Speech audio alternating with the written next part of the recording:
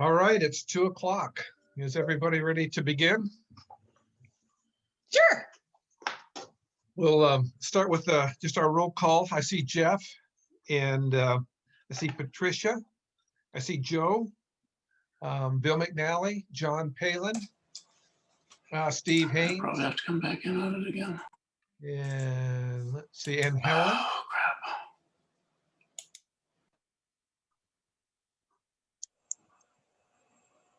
And Nicole's not going to be here, so I think that's pretty much everybody. Joe, I saw Joe here a minute ago.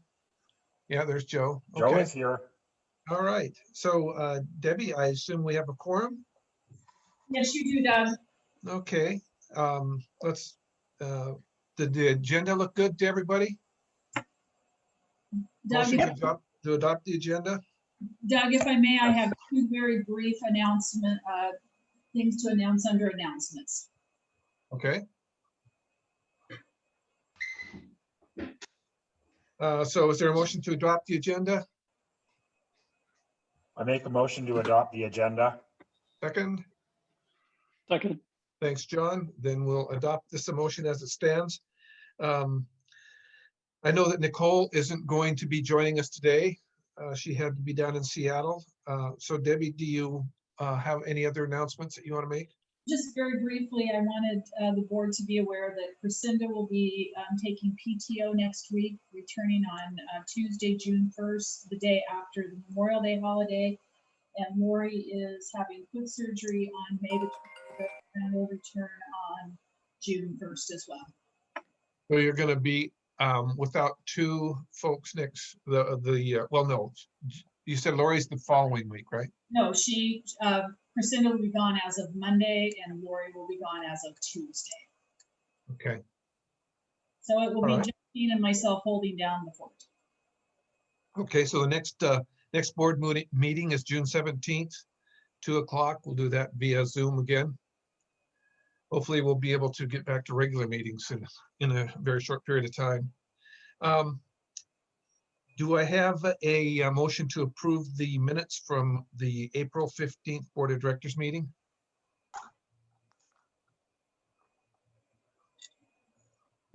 Motion to approve. I Doug, this Steve guy, so I'm here. Okay, great, Steve. And is there a second to that motion? Second. Second. All right, it's been moved and seconded. Any comments? Any changes, alterations? I think we already reviewed it and all commented, no? Mm-hmm.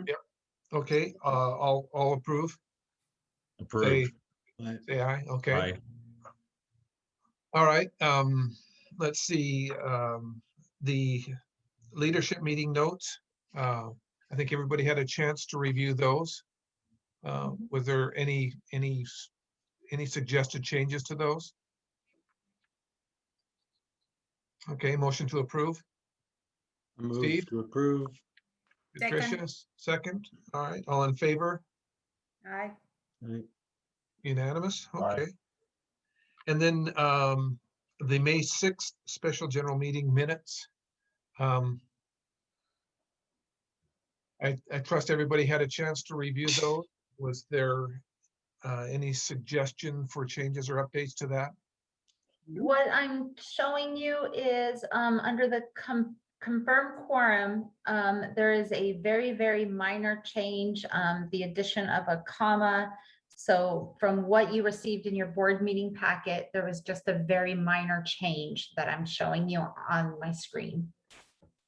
Great. Okay, thank you. All in favor of approving the special general meeting minutes? Aye. Aye. Anybody oppose? Okay, so passed.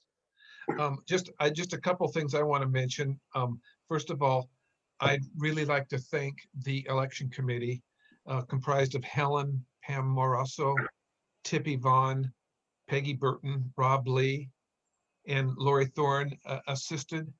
I wanted to thank them for the really great job they did in organizing and coordinating with April and Buzz to make sure that we had a fair and legal election. So thank you, Helen, to your team and to the entire team and to April and Buzz. Thank you, Doug. I will pass that on to the members of the committee. I know they'll appreciate it. I also wanted to just thank Dave Whitmore for his thoughtful uh, presentation to the maintenance team. He sent us an outline of a committee structure and maintenance suggestions primarily focused on our roads, and an inventory of the roads, sizes of the roads. And that's very, very much appreciated. The maintenance committee met with Bruce and Debbie yesterday, and I should say the maintenance committee, John Palin and Bill McNally and I met with Bruce and Debbie. And we reviewed those comments in the context of the existing maintenance plans and stuff. And Dave, we'll be getting back to you and continuing that discussion here in the upcoming week. So thank you very much for the effort. It was well thought out and much appreciated. Next, we go to member open forum. So anyone wishing to speak should log in on the chat. And do we have anybody, Lori, that is signed up to speak? We do. We have Jennifer Plombaum. Do we want the Sergeant at Arms to go over the rules? Patricia, just really very brief, just the highlights of what the rules are. I think we've all heard them too many times already. So. Indeed, and if it is just Lori, just to remind her, just to be cordial, I don't have any problems with that coming from Lori. I mean, from from Jennifer, just the guidelines, just to keep it to 3 minutes. And if there's somebody else that signs up, it's going to be after Lori, and we'll just try to follow that. I don't think I have to address anything else. Let's be cordial to everybody, and let's just make it and state what we have to say, and it's for members only. Thank you. Go ahead. Thanks, Patricia. Jennifer, I think you're on. Okay, just a quick question. In the March minutes, there is a mention of an RFP that was created with the staff and with joint partners to hire an accountant to help the staff. And I am just wondering if any progress has been made on that. Would you like me to answer? This is Joe Sothi. So in that meeting, when I was elected later on in that meeting, and I said at that time that I would take over that RFP and the accounting duties for the next couple of months, which I have been doing. I will be talking about that in the treasurer report. And there is considerable difference between what was presented as an RFP for the accountant and what I believe is needed for someone providing bookkeeping services and accounting skills than was put together by the joint partners and Kurt way back then. So it will be significantly changed in scope and in time needed. Is there a status of that, Joe? There is no status of it. I plan to, well, as far as status goes, I plan in the budget, which I'll talk about in a minute, that there will be someone in place by July. So that's about 5-6 weeks from now, maybe even in late June, in order to be doing the bookkeeping, accounting, etc. But at this moment in time, it hasn't been put out, although I have chatted with somebody who could do it or could help supervise. So there's no apparent conflict between me on the board and a role on the staff. Joe, is the staff providing input as well as to what they need? I talk with Debbie every week. I do things and I talk with Debbie every week. In addition to when I'm not in the office at times, I've been doing journal entries within the accounting software that I have access to adjust the books. Thank you. Thank you very much. You're more than welcome. Laura, is there anyone else that would like to speak? I have not received any more messages from anybody wishing to speak. Okay, then we'll move on with the agenda. We're going to try and abbreviate because I know Joe is going to try and get out early, as is Steve Geisel. So why don't we move right into your report, Debbie? Thank you, Doug, and thank you to the board for your time today and for those who It's are. hard to hear you, Debbie. It's always that microphone. It's muffled. Jeff, I'm sorry, I am limited on what I can do. Can you hear me any better if I sit closer? Is that any better? Yes, Okay. yes. All right. So in regard to the update on office IT progress, I appreciate that John Palin and Patricia Olivers have stepped forward to assist in that very important project. And in talking with John today, John, would you like to just give a brief summary of where we are in that process, please? Sure. I guess the big driver of this initially was the need to share files across the organization in terms of staff. And there was a suggestion made early on that we needed a local server.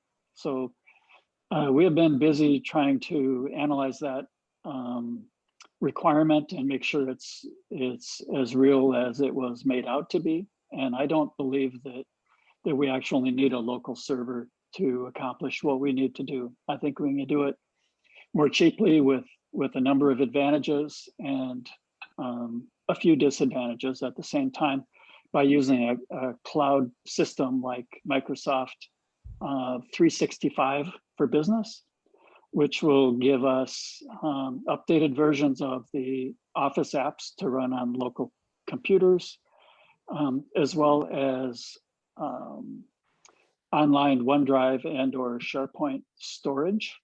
So that will save us about $4,500 in terms of server cost. We can also include email for board members. That was one of the wish list items. Upgrading a bit of the local in-building network hardware to improve switch capacity and potentially expand more phones in the building.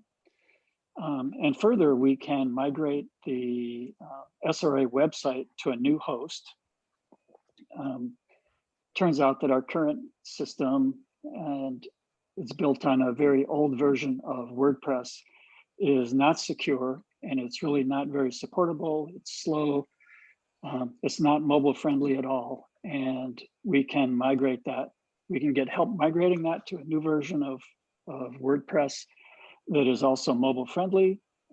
It'll be much more usable, better performance, a year of unlimited updates, which would include plugging in the Jake Lee mapping CCNR document type thing. The wildcard is a third-party support agreement that Patricia is spearheading with an individual who can help with implementation and ongoing support.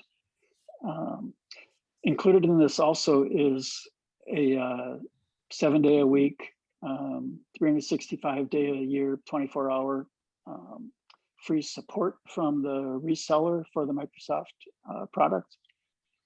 And I believe we can do all of that and come in under the budget that we had originally had approved. And that was, I believe, $11,000 in the last version of that. So basically we're trading the server for upgrading and modernizing the website and making it more secure and being able to incorporate the Jake Lee project. So the only little wrinkle with that is on the Microsoft portions of that, we can get a pretty nice discount if we prepay for 3 years on that. So from a cash flow perspective, we would be over the $11,000 the first year, but we would have prepaid about $6,100 worth of Microsoft subscription costs early. Any questions, Joe? John, so you just mentioned about prepaying Microsoft. So if you were let's just say we bought prepaid for the 3-year Microsoft agreement, including that cost, what do you think the whole cost could come to? Because that just becomes a prepaid issue rather than a cash Right. issue. The first year cost, counting everything, will be about $93.50. Now that's including 8.7% sales tax, plus whatever the support that Patricia is spearheading turns out to be. So I think we're going to be pretty close to the 11,000 the first year. Subsequent years would be about $3,000 a year for the next 2 years. And the fourth year after the 3-year discount, it'll pop up to a little under $4,000. Again, that's not counting the third-party support that we're interested in having. I know it's a little premature, but does that 3,000 or so for years 2 and 3 include the cost of the Microsoft prepaid subscription? Is that basically the cost of everything we're talking about? Yeah, that's Okay. prepaid. So the first year for the Microsoft parts of it would be approximate, well, I don't have that number available, but That's okay. the first year out of pocket would be about 15,000, and 6,000 of that is prepaids for subsequent 2 years. Okay. So it sounds like without the 2 years additional, which we would have to pay in years 2 and 3 anyways, we would just be paying for now in order to get substantial discounts over the term. Then this is, let me ask you a question, John. Do you think that if we were doing the 3-year proposal, because it's a hardware and software initiation, that we could be saying that the full $15,000 could and perhaps should be amortized equally over that 3-year period at a minimum? I know some people would say, accountants and non-accountants, that it perhaps could be for more than 3 years, but since this is a 3-year software as well as the hardware, if there is some, it could easily be said it's $5,000 a year, approximately. That seems like a stretch. There's only about $1,100 of actual hardware, where the other pieces of it are annual subscription costs. The biggest single chunk is the web migration at $3,800. And that's a one-time cost that would need to be done. So that first year includes one-time cost. Okay. Steve? Just a point of order. We're discussing in great detail a proposal that we'll have to discuss again when it's formalized and we can't make a decision about today. And if we're really trying to move the meeting along so people can leave early, we probably should move on. Good point. If I can just ask a clarifying question. I was under the impression after speaking with Doug and Debbie earlier that if we are under the approved budget, we can go ahead with this. Am I mistaken? Do we need to come back with a formal approval?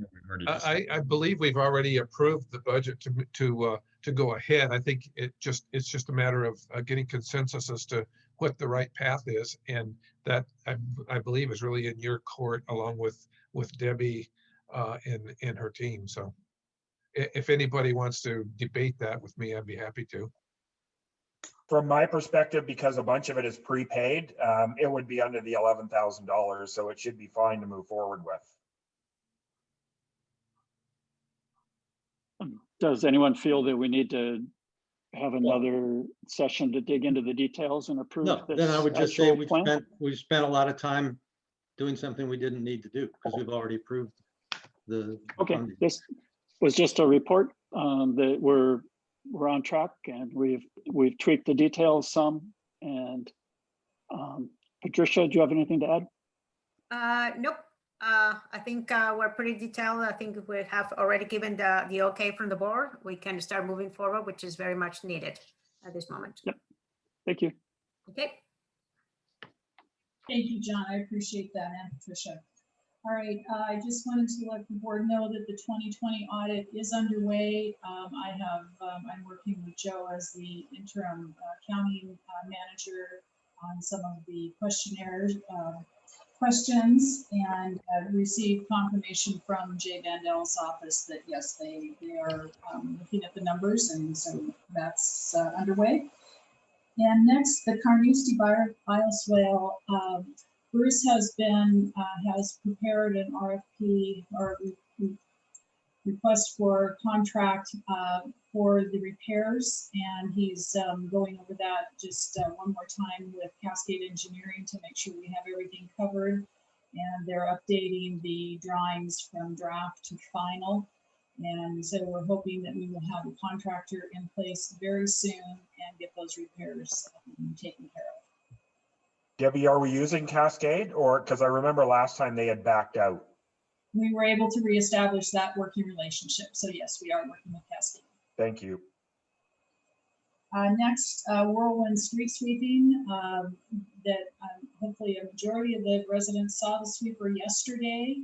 They were not able to do Crestwood, unfortunately. They will be back tomorrow to finish the small areas that they were not able to complete yesterday. And so it's very unfortunate that they didn't get the entire community, but have made that commitment to return tomorrow. And then lastly, the plan for sign replacement, gate repairs and replacement. As you can see, we have Bruce Bishop here today, and you were provided information in your meeting packet. And so I would like to go ahead and turn this portion of the meeting over to Bruce. So Bruce. Hi, Lori, are you on for the presentation? Okay. Yes, I am. Briefly, there you go. I put together a PowerPoint. I thought it'd be a lot easier than just trying to explain things. Lori, could you go ahead and start up the gate PowerPoint, please? Yes, one moment, please.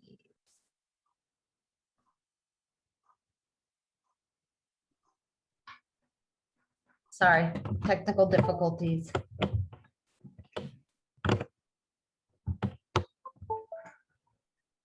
I'll try to do real brief here what the problem that we're having currently with the gates. There's a safety edge that you'll see in the presentation. We've got about a 62% failure on those.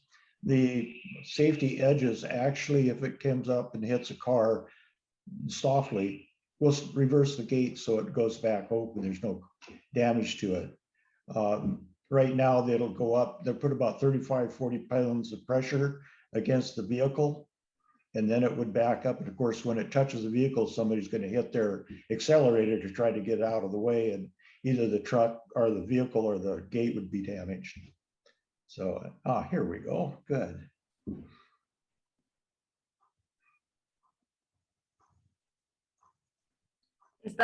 That's not showing the full screen yet? Doing good, Larry. Doing good.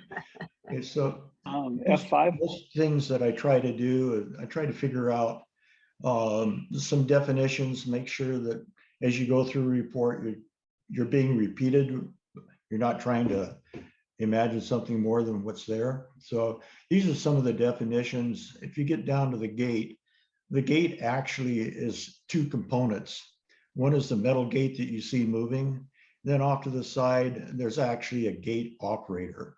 That's what makes the gate go back and forth. There's electronics in there that will detect when the safety edge touches the car and backs out. There's also other things when a car goes over a detector in the ground that'll keep the gate open. And we're going to be speaking today mainly about the gate operator and the safety edge. Next.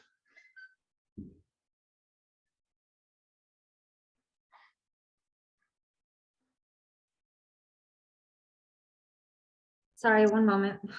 You're doing fine, Larry. I think if you hit slideshow and then go from beginning, you got it. There you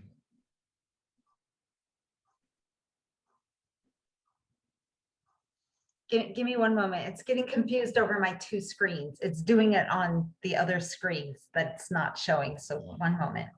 Okay.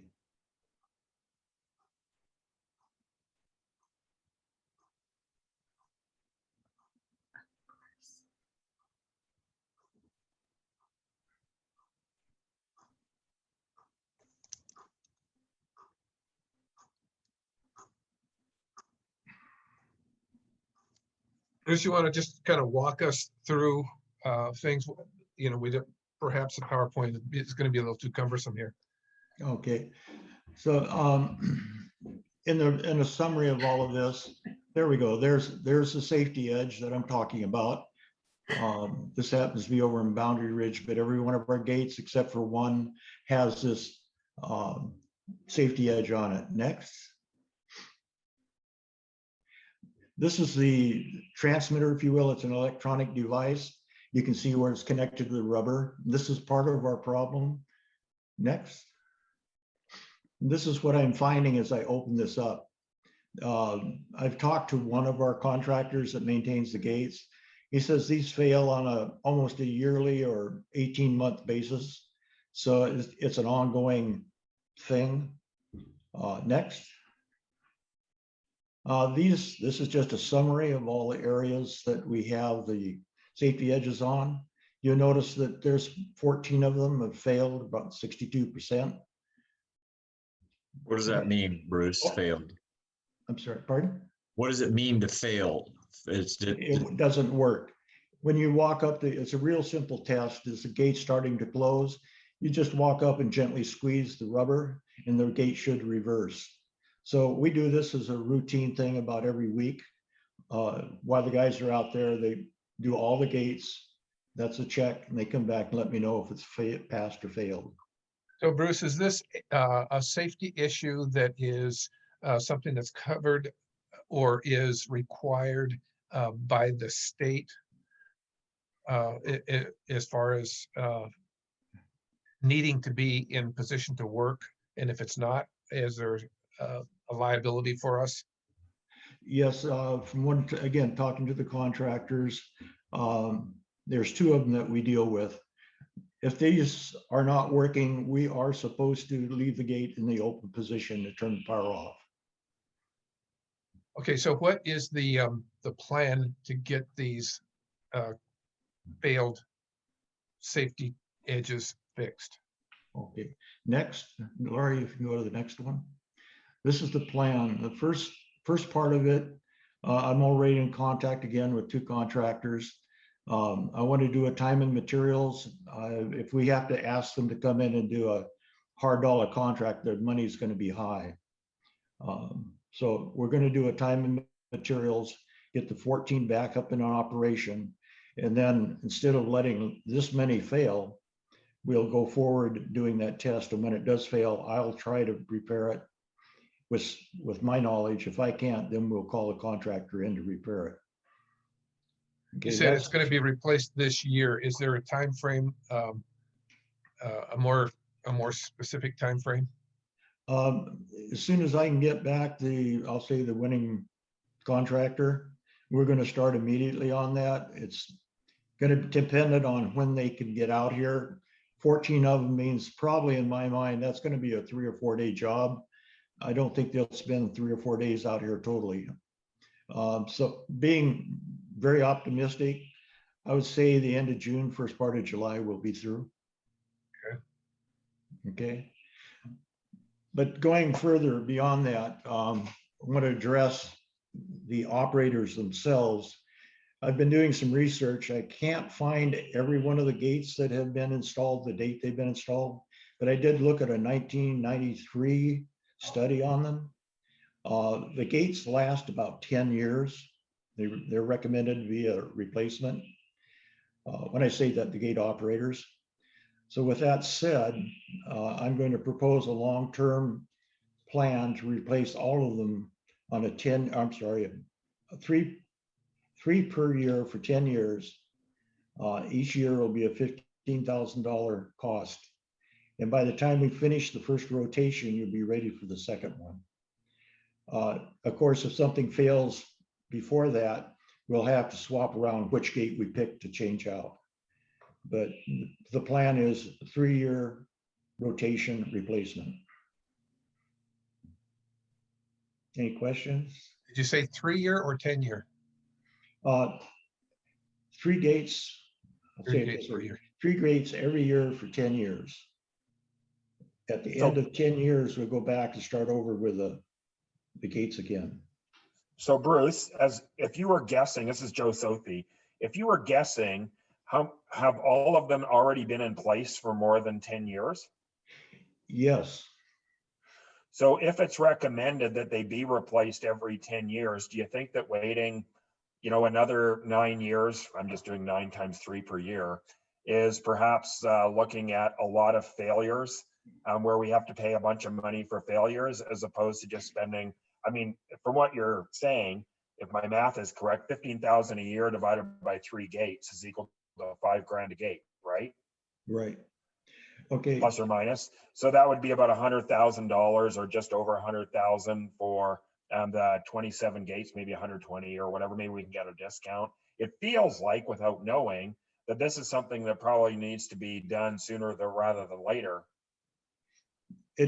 Joe, that's a good thought to do that. What I'm trying to look at, again, some of these gates are, they're still original from when the SRA started up, and they're still operating.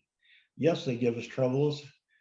Justin did a wonderful job of keeping those things going using broken parts, literally. So I think we can go ahead, and if we do have the gate failures, if we had 3 other gates, we'll say scheduled, and a different gate fails, we just rotate that failed gate into that 3-year plan, or into that year's plan. Does that make sense? Jeff? No, I was going to basically ask the same line of questioning that Joe's on. It seems to me that we've got old gates, and I'm wondering if it makes economic sense to spend money fixing an old gate that's already outlived its lifespan.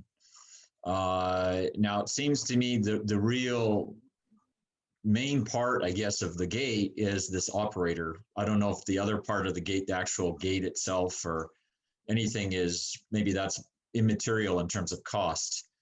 But that's the reason why I was asking you repeatedly if there was a list of when these gates were actually installed, because I had the sneaking suspicion that many have been around since the beginning of time. And like anything, they sort of they lose their usefulness, and they become more of a cost issue than they are, trying to fix them. So I think it may be worth looking into a one-time thing to try and actually solve the problem rather than sort of jerry-rigging already old gates. Dave? Except that if we do them all at once now, they'll all fail, they'll all outlive themselves at the same time again in the future. So it might be smarter to do it maybe on a 3-year cycle or something that would spread the cost out in the future as well as now. John? You want to know what the gate, the oldest, to start with the oldest and move towards the newest, I guess. And that was part of the reason for my questioning. Right. John? That was going to be my comment, that the CCNRs have the dates of addition to SRA by each of the neighborhoods. And I believe that might give us some pretty good clues into when the gates were first put in. For example, my neighborhood is only 3 years old with the gate, I believe, maybe even 2. So just a second, Bruce, just what we suggested at the meeting yesterday in our meeting with Bruce and Debbie is that, so that we don't belabor this too much, we asked Bruce to put together a 5-year plan that includes a repair, replacement, and preventative maintenance plan. So we have kind of a holistic approach towards our gates so that we can, when we get to the budgeting cycle, I think it's good that we have to do the safety issues now, but let's get to the budgeting cycle and figure out what kind of a momentum we can take on as far as starting to cycle those gates out, and whether or not we think we can use the existing gates and just change the moving pieces, or whether we need to replace the entire gate, because most of those gates have fences along them as well that need to be replaced. So I think we need to take a deep look at that. We've asked Bruce to create a plan that is a complete plan, holistic plan, so that we can get our arms around what that cost is going to be. And then, Joe, in our budgeting cycle, we can start to spread that out over the years so that it starts to come into focus and make sense. Do you have an idea as to when that multi-year plan proposal anyways might be in place? Might we be seeing it by next board meeting? And I'm Third week. specifically, I'm asking for a specific reason, because by July 1st, I'm supposed to have a draft for 2022, which I've already said I won't be able to get done. But I'd like to have ideas about how to get information for a draft in for 2022. Yeah, we've asked for that to be done by the third week in June, and also the same approach with signs, so that we have that same ability with signs, and we want to get that done in time for the update of the reserve study, so that we can go into the reserve study with some real vision on our roads, our signs, our gates. Great, thank you. Any other questions? Okay. Bruce, unless you have something to add, I think that pretty well covers it. I think we want to really get focused on the basics of what our maintenance challenges are, and really come up with good, solid, long-term plan for that where we have continuity from year to year. Great. Well, that Doug will roll into the next presentation. So if you kind of hang on to your hats, Debbie, I'm sorry, Lori, can you go to the next presentation, please? Okay, so these are the entry gate signs, kind of an overview of the condition of them. Next. And you all recognize this. It looks pretty nice, pretty good, especially when you're standing back here, and this was taken early, so you don't see all the flowers there. Okay, next. A little bit better. Notice the one up on the left, you can kind of see a brown spot there. Great, thank you, Debbie. It looks kind of bad, but nah, we just get by it. Next. The birds have found out there's bugs inside. That's hollow. Birds are going inside it. You can't quite see it, and we'll show it in some others, but in the bottom is starting to rot. Next. This is what a sign over there, Marion. This is the new signs that I believe were put up, what, 3-4 years ago? And then for some reason it kind of stopped. You can see again, the posts that they're on, they're starting to crack. They're not really good, but this is what I would think we should be seeing of our signs. Next.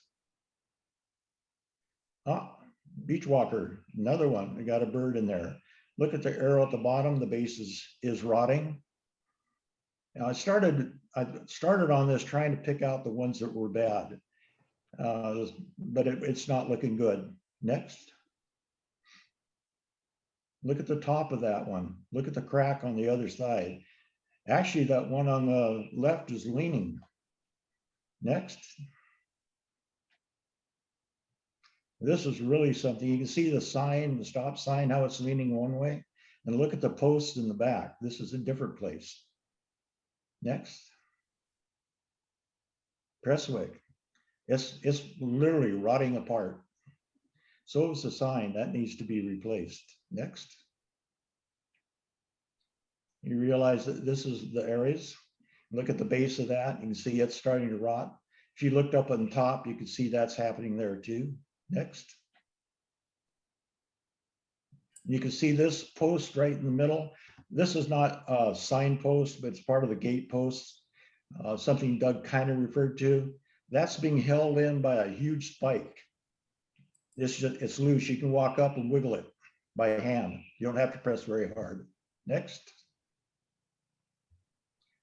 Here's Glen Eagle. If you drive by there and look at that, that's leaning outwards. And it's rotten also. Next. St. Andrews. Now that I've shown you some of the stuff, and this is kind of at a distance, but if you look at over there at that left post towards the top, you can see the cracks in it. I like to say that this is kind of how I found out I was old, right? Looked in the mirror one day and said, what happened to my hair? My God, it's gone. And as you drive in and out of your gates, you get used to that slow rotting deterioration. What happens now when you get the chance to see it, and I've kind of tried to point it out, that left one is failing. And if you really realize that's happening, I believe there'd be a lot of pressure from the residents on us to get that fixed. Next. I'm showing you the tops. And again, this one I can tell you is Prestwick. Next. I believe this one's over at Hillside 2. Next. Just next. Next. Okay, here's a summary I did of the, I'll say the posts. Some comments on the sign, but up at the top. And Lori, could you kind of go up to the left? I'm sorry, the right-hand square where 19 is? Yeah, up, up, up. Oh, sorry about that. Okay, there you go. If I had the funding and the staff, we replaced 19 of those posts this year. Next year, we replaced 11 of them. So this was a summary of what I did. This was done probably within 3 weeks of the time I arrived. So if I went back, I'd probably make some more detailed evaluations of it. Next. So this is a plan that I'd like to see us start with. Rather than go out and immediately start replacing the posts with the same posts that are going to rot in a few years, I'd like to see us do a study this year, find out what type of material we want to go with. If you notice down at the bottom, I've got options. I've heard that people have looked at it. One would be to put telephone pole type posts in that are treated against rot. Another one would be to pour concrete posts in. The third one would be a durable metal, galvanized and painted. And then install the signs of whatever the new posts are, the metal signs that we see down at Marion and Samiamo Beachwalker. So the one thing I will also mention down at the bottom, if we go in and replace the signs, we are going to actually ruin the flower beds that are in there. So as kind of pushed into this project would be to revamp the flower beds, put in, I'll say a watering system rather than have our people going out on a daily basis, watering all the plants. Okay, that pretty much is the presentation. Any questions? I think that for next year or for the town halls this year, in the summertime regarding what we're going to do for the budget for 2022 or later 2021 and 22. This is the kind of information that would be very useful for residents. Living here for 15 and a half years, I'll be honest, I've never gone up to any of the signposts to have a look at the top of them or the back of them and see if they're rotting or not. So having convincing data or pictures or evidence to show that this is the kind of thing we need in order to move our community forward or keep it nice, it will take a significant spend as well as work to get it to that place. You know, when I look at the reserve budget that was in place for this year, and we went through it just a couple of weeks ago, there was very little of this kind of information that was in the reserve budget. In fact, I would say there's virtually nothing. This is the kind of stuff I think we need to be able to do concrete plans for what we're going to do over the next, if it's going to be in July and August, for the next 18 months or so. Thank you, Bruce. That's great. We're gonna, as I think we in our last special meeting that we had, you know, I think this board is in agreement that getting our maintenance basics in play effectively and our ongoing maintenance so that we maintain our assets effectively is our biggest responsibility and our highest priority. So thanks, Bruce. Look forward to working with you and Debbie on that. Doug? Jeff?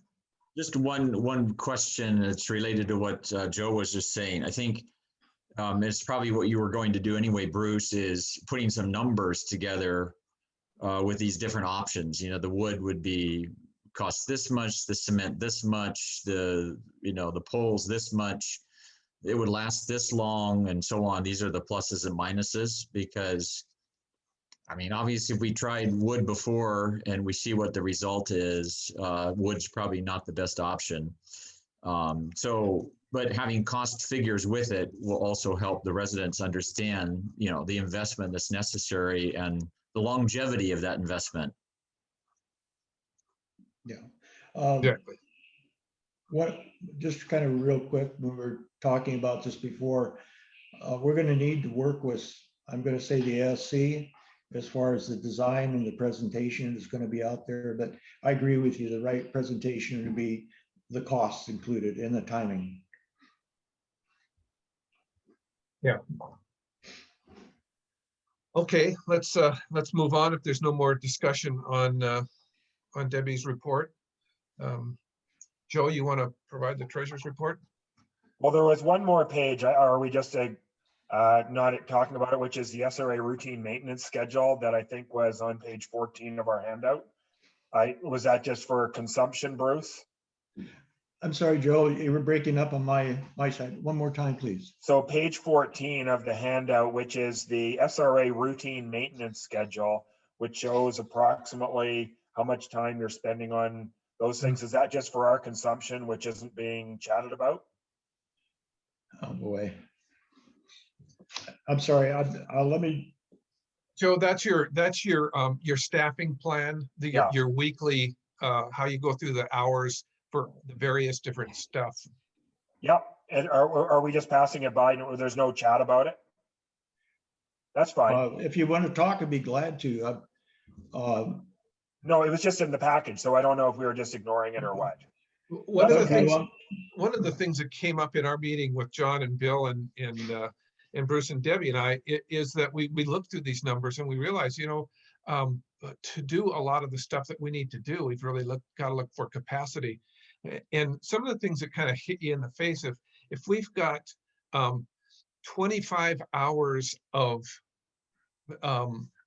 flower bed watering, that's just about $2,000 a month in salary costs that we're spending on watering flowers. And so the question becomes, well, how long does it take to amortize some sprinkler investment?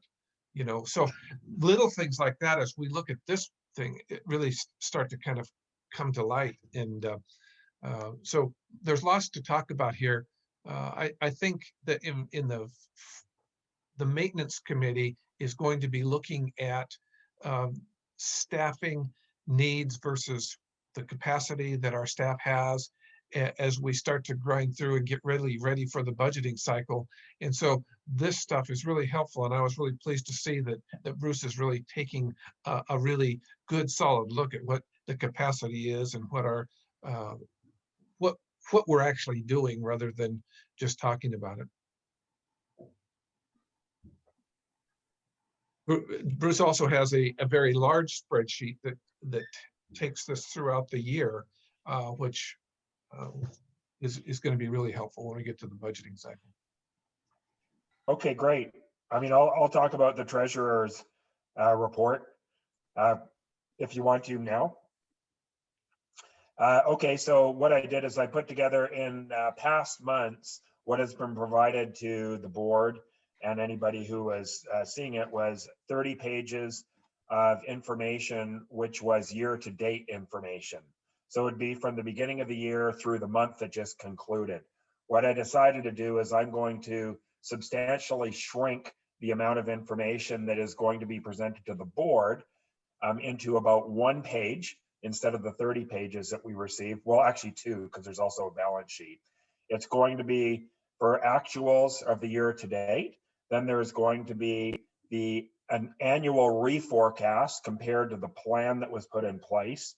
Then page 3 is a 5-year trend from 17 through the current outlook for this year. Then the reserve fund, which we went through in fair detail on April 30th at our budget meeting, and then a balance sheet comparison between last April and this April. So just going quickly through it, April year to date, there's been down at the bottom of the page. So I am now on the handout on page number, is it, I've got it page 1, 16? but it's page 16. So page 16 is on the revenue side. You can see that there's two significant deviations. One of which is there's been more building applications this year than that were forecast through the end of April. We've had 9 to date. Sorry, 7 to the end of April. There's actually 9 up until last week. So that was $21,000 worth, whereas there was only $11,000 of Architectural Standards Committee revenue. So we're on the plus side of that. Other revenue is mainly the PPP loan that was forgiven. So that became a special income item in the amount of about $55,000. The small other bit of money is there's been more transfers of property in our community than was expected, and the transfer seems to be continuing. I think approximately we've had, by my count, about 50 transfers of property that have generated about just over 12 grand so far this year in the first 4 months. I think we're forecasting that there'll be close to 100 transfers in total, which, just in case you're wondering, that's about just over 10% of our entire set of properties look like they're going to change hands this year, just as an FYI. For personnel, I looked at the way that was being budgeted, and it's different from the way it's being actually accounted for in an actual side. So that's just an accounting thing that's weird. All the people are in place, so I don't know without any detailed significance why we're $32,000 under in our forecast for personnel. That sounds dumb, but that's just the way it is. And the Architectural Standards Committee, we talked about this last month when Jennifer put in the $21,000 in extra fees for the year relating to the person for 3 months. She put it in over the whole year. We actually charged it over the first 3 months. So there's always going to be a negative in the Architectural Standards Committee as we move throughout the year. For the year, it looks like it'll be the same. And then professional fees, very simply because I'm doing the accounting for the first month or couple of months, it's lower than we were expecting. We'll move to page 2, which is a spreadsheet showing the estimates of what we're going to spend for 2021 in total, which is the columns in blue where it says forecast, as opposed to the plan. And we are, I'm just going to summarize it, we are very close to being at break even as compared to the plan being in a $111,000 deficit. Right now, and the stuff that Bruce just brought forward, if we're going to do significant repairs that weren't in the plan, is going to adjust it a little bit. I don't know how much. I don't imagine it's going to be too significant, but it will be of some significance. You can see down at the bottom, it says some of the reasons why.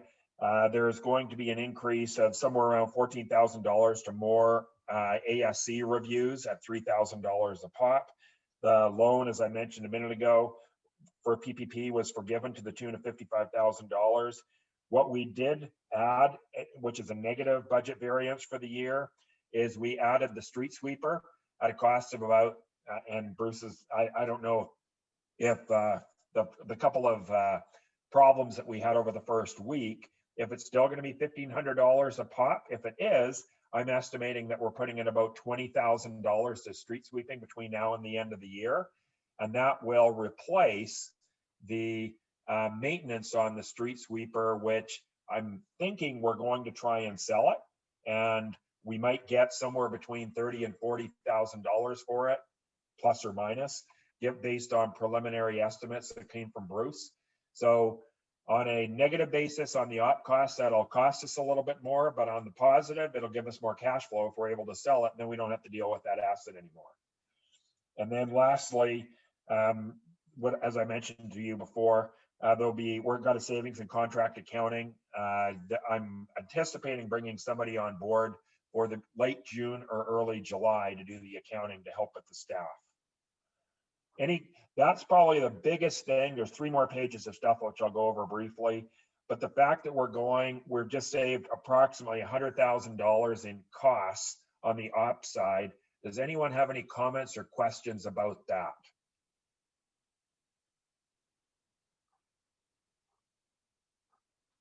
No? Okay. I'll go on to page 3. Page 3 is a 5-year forecast. At our budget meeting, we had a 5-year forecast compared to the plan. Now that I've got the 2021 forecast instead of the plan, it's a little bit different, but I always want you guys to understand the snapshot as to where we were versus where we are right now on a comparative basis. That's just for your consumption. You can do whatever you want with it for just understanding the major categories of how we spend and how we bring in our money. Page 4 of my presentation is a comparison to the reserve budget. All the items on the left are what was in the plan. All the items in the middle column are the current forecast based on our notes that we took from discussions with Bruce a couple of weeks ago. And the items on the right are the variances, which in most cases are positive. The only one that I highlighted, which is potentially negative. Now, this may seem weird to you guys, but it's negative because one of the things we do, we have a 0% interest loan with the Kubota tractor, and we're doing payments once a month for 60 months. And every time we do it, we got to write a check. We have to reconcile the bank account, et cetera, et cetera. This sounds dumb, but it's more work than it's worth. Even with 0%, we get 0% from our bank account, or we get actually 0.1% from our bank account. So we're making no money. So I'm making a proposal that we think about maybe making an offer to pay it off. Maybe we'll even be able to get a discount if we pay it off a little bit earlier, because the bureaucracy of making monthly payments internally is more than I want to have to deal with any future accounting or the board. And it's a reserve account item that'll be here for the next 2.5 years. So I'm sitting here, let's just get rid of it sooner rather than later so we don't have to deal with it anymore. I'm not proposing anything right now. I'm just informing you that that's where I'll probably go with this within the next couple of months. And lastly, this is a comparative balance sheet at the end of April compared to April of 2020. You can see the highlight is we've still got over $1 million in total in our bank accounts, which compared to last year, we had about $1.1 million. And other than that, things are effectively the same as they were last year, with not much in the way of changes in any of the accounts of significance. The debt, if you go down towards the bottom under liabilities, we've got some debt on our balance sheet for the building, which currently is sitting, well, I've got it between short-term and long-term. It's actually about $715,000 in total at this moment in time for the building. And what I'm going to ask for you for a proposal in a second is that we can talk to CIT Bank, because I have a refinancing proposal from them, which I sent to you on email just before this meeting. I don't know if any of you happen to open it, but I'd like to consider us talking to our bank that we're about to put in place, CIT Bank, to be able to run loans and a line of credit through them in order to save money for the short term and for the long term. So that's the end of my financial statements. Any questions in general on those financial statements? Are you guys okay with it being like a simple 5-page summary like this, or do you prefer to have a lot more bulk to have a look at? For me, I'm a numbers guy. It was way too much information to see in the past.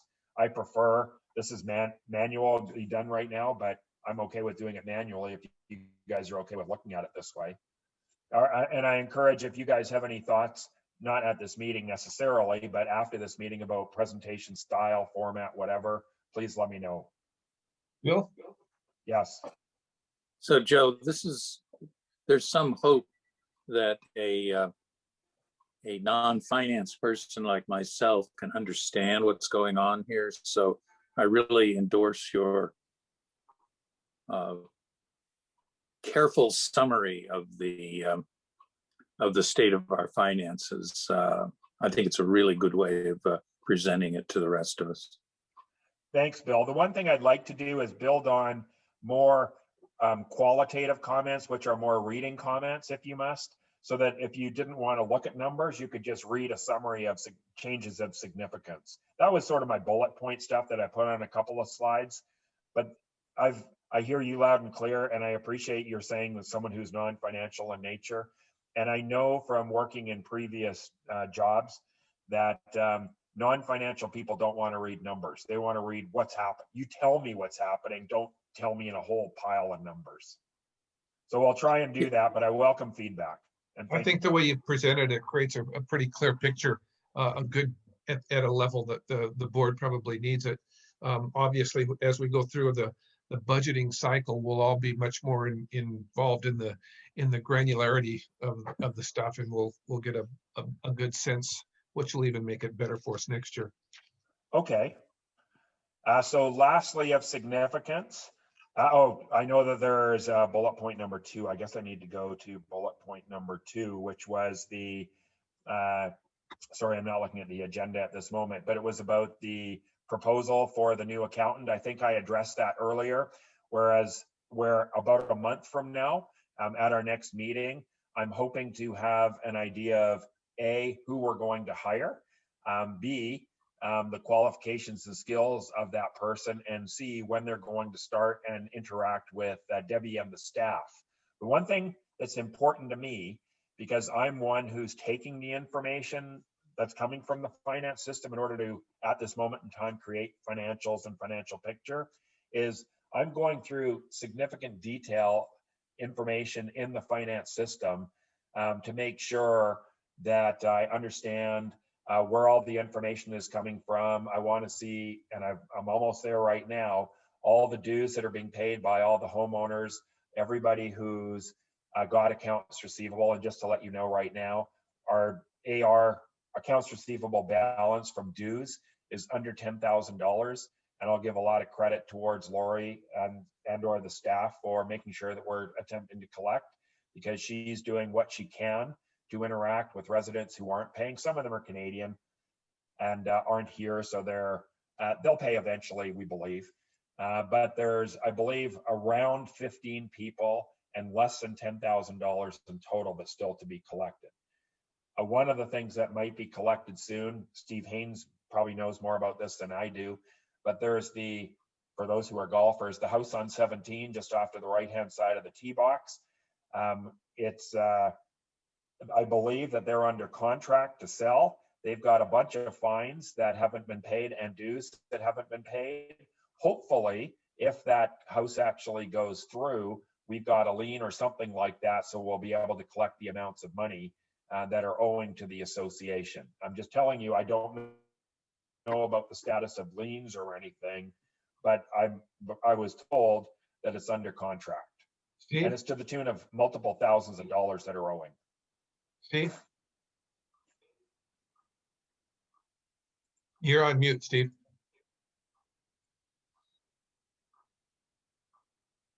They've agreed to allow us to keep from their security deposit the amounts of the fines when it finally gets finalized.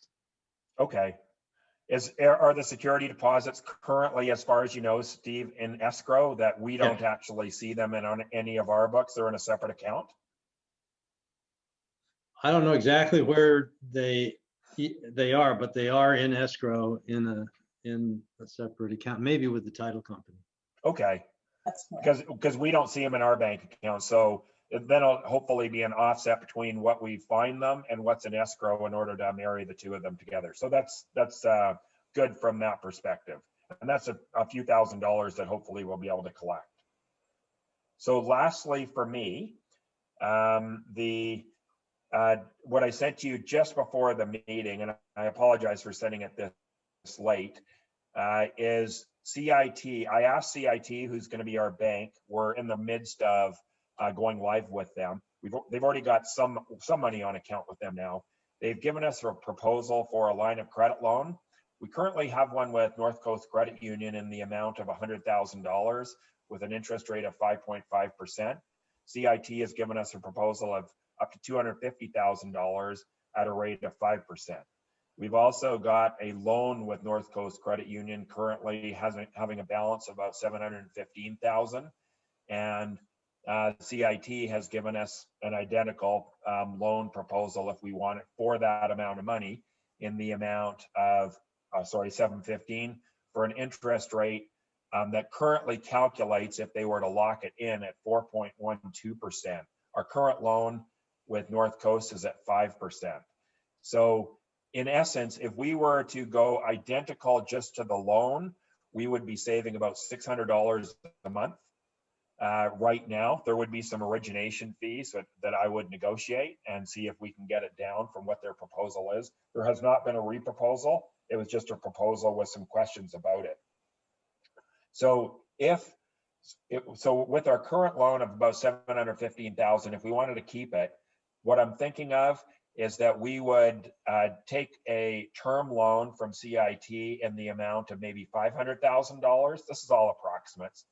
And if we were paying about 4.12% instead of the current 5%, we'd be saving about $400 a month on a $500,000 loan. So that's about $400 a month. Then if we took the other approximately $215,000 now, by the time we would convert it over, it'd be, let's say $200,000. We would be, we could utilize the line of credit. But what I would propose is that we use cash from our bank accounts, which would be making about 0.1%, and use it to pay down that amount of credit, or use the cash that we've got that's not making anything and use it to not have a line of credit except when we needed it. Line of credit is very flexible, and they confirmed that you can have as many draws or withdrawals from it as you want to without penalty. There's no user costs or transaction fees. So if we were to take that $200,000 and effectively pay it down and not have a line of credit, but we also don't have the cash at the time, unless we wanted it, we'd be saving over another $1,000 a month. So potentially we could be saving in excess of $1,400 a month in current interest or financing costs compared to what we're paying right now. And that would be over the term. The line of credit comes at a $250 per year renewal charge, which is 0.1%, which is trivial at the end of the day. What I'm looking for, and I'm proposing right now, is that I can have the opportunity to actually chat with CIT Bank about trying to move it forward so that at the next board meeting at the latest, we bring forward a final proposal for approval. So do I need to make a motion for that? I don't know that it's necessary for you to for us to resolve that we have to, that you can do that. I think it's important that you go out and do that. I would suggest maybe that we have you and one other person go, so that there's two people in attendance there. And, absolutely. But I think, and bring that back to the board, and then let's take a good look at it.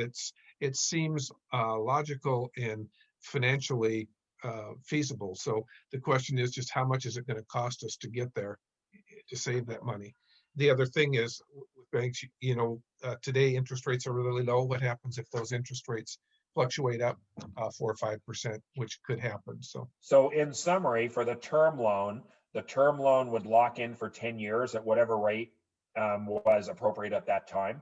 So there would be no deviation from that term loan amount for the first 10 years. For the last 5 years, if it was still in place, then it would be based on the Fed rate plus. And who knows what it would be in 10 years. I don't even anticipate that we'd be having this mortgage in place in 10 years on our building if we're responsible association, whoever is on the board at that time. For the line of credit, it's a Fed rate plus. The current Fed rate plus that we would be paying if there wasn't a floor is 4.25%. The floor that they've said cannot be adjusted is 5. So there's still 0.75% to move until we hit the floor. And we have a choice as to whether we keep money in the line of credit anyways, because it's very flexible. But okay, thank you, Doug. I will continue to have discussions with CIT Bank. They're, of course, the bank we're working to move all of our accounts and expenses and revenue stuff over to, which is proving to be not the simplest thing in the world, but we'll get through it okay in the next couple of weeks, and then we'll see if we can have this loan proposal. And if that's the case, they will be our bank doing all of our business on the financial side, which would be great for me rather than moving it around 3 or 4 different banks and about 10 different bank accounts. Any further discussion on that, guys and ladies? Okay, then let's move on. Thanks, Joe. Doug, Thank you. Good report. excuse me, Doug, I have a quick question. Do we want to, does the board want to make a motion to accept the financial statements as presented?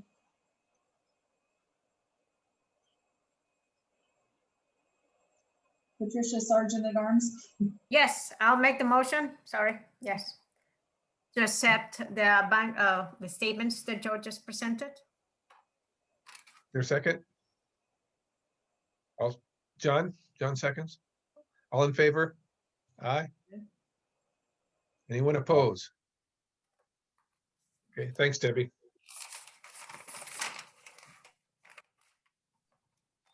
Okay, Joe, I assume that that's the Finance Committee report was included in your treasurer's report? So I have not had a formal meeting with the Finance Committee yet. I was out of town for 2 weeks over the last month. I did have a discussion with the new Finance Committee person, Karen Swanson, and we are going to be getting together to go over specific information that we want to prioritize and bring forward to the board as what we think are priorities. To me, I'll be clear. My priority was to look at the financials and see if we could be in a better position than the plan was showing us that. And I hope that we're moving towards that. The numbers show that, but of course the reality is going to be whatever we materialize. So yes, we will be getting together in the month of June or in the next week or two, all 3 of us. And I'm going to be doing a call for more committee members, which I'll be bringing forward to the board now that the May 6th special meeting is done. Terrific. Steve, would you like to give us a report on the ASC committee? Sure. We continue to search for members, so if anybody knows anybody who might be interested, there is room, and the workload is going up. So we can always use more. As was mentioned, we have had 9 new home submissions so far, and we don't see any likelihood of that declining for a while. We have already submitted our recommendations for CC&R changes to the governance committee. We're working hard on updating the standards for residential construction document to match both a revision, but also to match the changes in the CC&Rs that we hope will be passed. Because many specific requirements that are currently in the CCRs will be moved into the standards document so that they can be updated more easily. Some of the changes will become separate policy documents because they apply to things other than just the ASC, tree removal and replacement, view control policy, for example. And we're actually going to produce 3 standards documents, a single family home construction standards document that'll be the basic one, a multi-family home construction standards document, because there are differences, and the current documents are very confusing if you're trying to do multi-family home. And a separate landscaping document because it applies to everything and over time. And that one is nearly ready in draft form. Beyond that, we have one resolution to update the curb ramp policy that was passed previously. This is the result of that policy having been written when there was a fines and enforcement committee, but there is no longer a fines and enforcement committee. And if you look at the proposed change, it's simply to use less specific language on enforcement, that we will follow the standard procedures for enforcing community rules. Nothing else in the policy has changed, and we just want to clean that up because we haven't been able to enforce that policy because there isn't the fines and enforcement committee to do it. So I would move that we accept the proposed resolution to amend the curb ramp policy as written in the document in the packet. Is there a second? John, thank you. Is there any discussion about the policy? Then I'll ask the question. All in favor? Aye. Aye. Aye. Anyone opposed? Looks like it was unanimous. Thank you. And thank you. Finally, I have some updates on enforcement actions that I can either try to summarize without using any particulars, or we could discuss briefly in an executive session if we want to get into the specific homeowners involved. Why don't you give us the overview, and if we feel like we need to go in executive session, we can. Okay, the quick one is we have a situation with an unapproved material used in landscaping that the board approved for a fine. That situation has been resolved by having them hire a contractor, and it is fixed. The fine is still in place. I believe that the inordinate delay in getting them to resolve the problem justifies the fine. I would allow it to go through and let them appeal if they wish. The second is another fine that has to do with markedly delayed completion of a construction project. We haven't got an approvable response from the builder yet, although we've had an in-person meeting. I believe we've reached an understanding, and we're waiting to have that confirmed on paper. They have already indicated that they plan to appeal the fine, and I am in the process of preparing a justification to reject that appeal.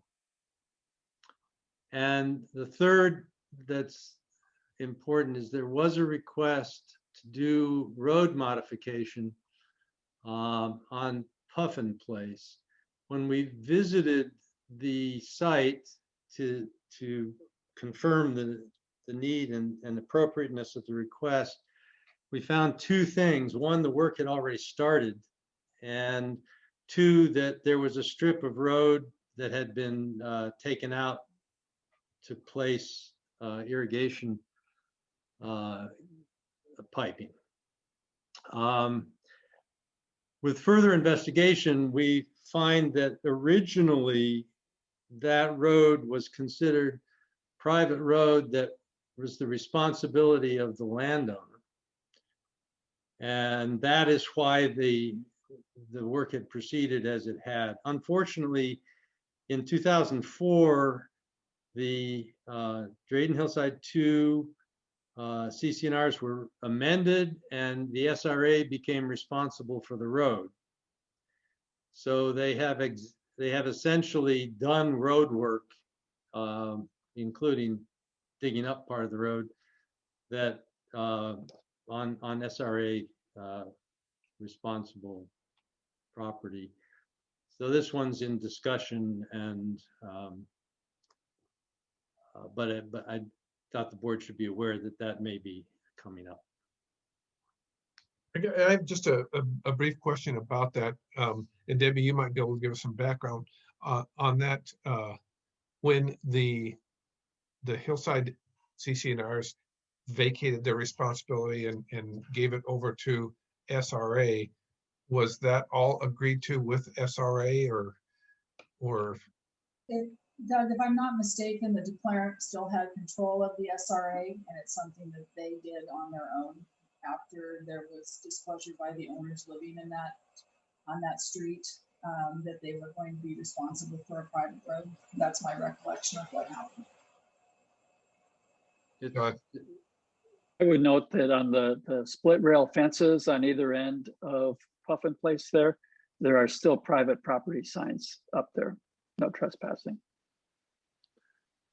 That, Steve, did you want to answer that? So it's, I mean, it is an issue that's unclear. I mean, there's a properly recorded amendment that makes the SRA responsible for those roads.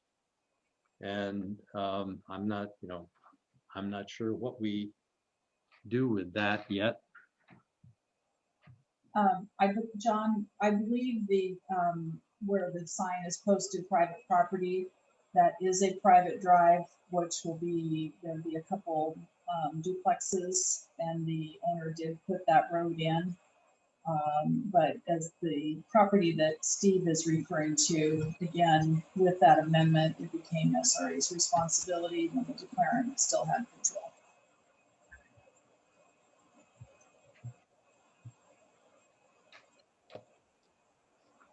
With that, I'm finished. Thank you, Steve. Helen, would you like to give us an update on the elections committee? Thank you, Doug. I would, and you have it in the package. I did send you a written report. It's page 23. And the special election to fill this place vacated by Alec will be held on June 17th. And we are proposing that the procedure we followed during the April meeting, that was the 3 minutes, the 7 minutes, the 1 minute wrap, be used for the June meeting. And I would appreciate a motion to that effect, just to affirm that that is the way that we will proceed, because all the comments I've heard back were that it worked really well. So I can't make a motion, so I would appreciate a motion just to use the, bless you, the procedure we used at the April meeting. Would anyone like to propose that motion? Then I'll propose it. Thank you. Motion so opposed, presented. And I'll second it. Thanks. All in favor? No, Or any discussion? Any discussion? I can't object more strongly to that procedure. I just find it impossible, and I have done this before in writing to several people. The idea that we would interview, and particularly this last time with standard questions, and have no discussion among the board about the various candidates, their strengths and weaknesses, and make to inform the decision making before we vote, just makes no sense, and it's not required. We can go into executive session and have a discussion about the information obtained during the interview, and then come out of executive session and have a vote. That is how it is done by Washington state official committees and boards. They're allowed to do that. That is what is stated in multiple sources about one of the reasons and purposes for executive session is to talk about succession or candidates for elective office. And to not have that exchange among the board to make that election decision just makes a mockery of the process. May I reply? I'd love it. The law says only personnel. And I've looked through the association stuff, and you guys and I are volunteers. And we are very restricted on what we can go into executive session about. This process also has a secret ballot. Your votes are not a consensus vote. Your votes are as if you were voting at any other election. The membership, you get a lot more. The board, under the filling a vacancy, there's a lot more discussion than there is when people, all of us, well, not me, but all of you, send out your photo and your bio, and it goes out in the package and people vote. So we are caught, and our lawyer has told us, and we cannot do that. Well, I would like to see the law, because I've looked very hard. It's not in the homeowners association laws that we've talked about.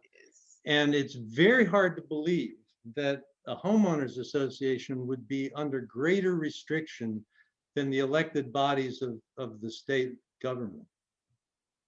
I can't tell you why the law was written, but I can just tell you that the whole thing of Washington State being an open meeting state for homeowners associations ties our hands on that. Is anybody else? We're just tied, Steve. I'm sorry.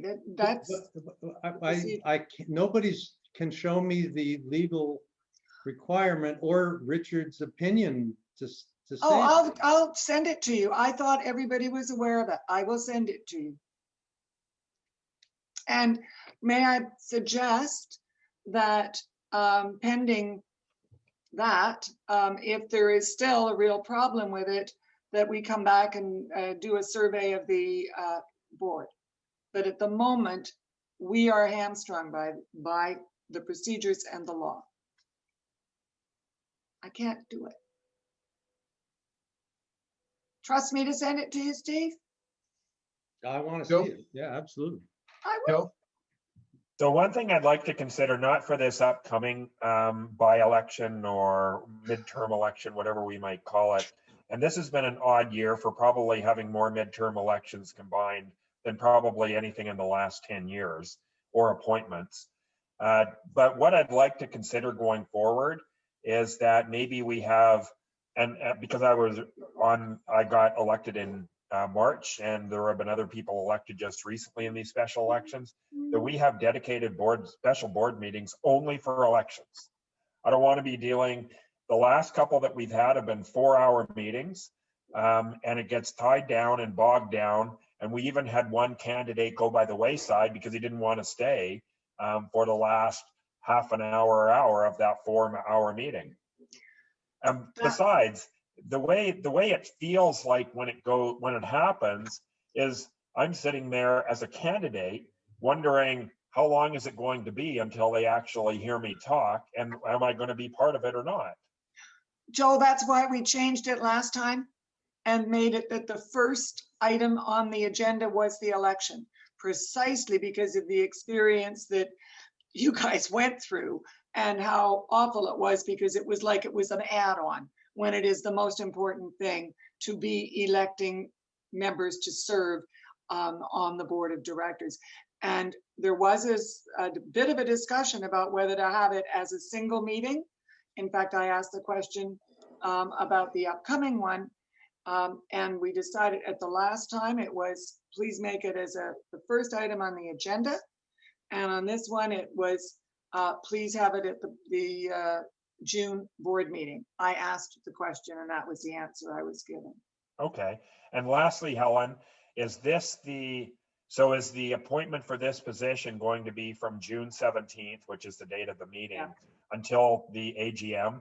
So it's July, August, September. It's a 4-month position, which includes no, just wait. If you hold your horses a second, we have just a little further down on the written report, it says what we need to do.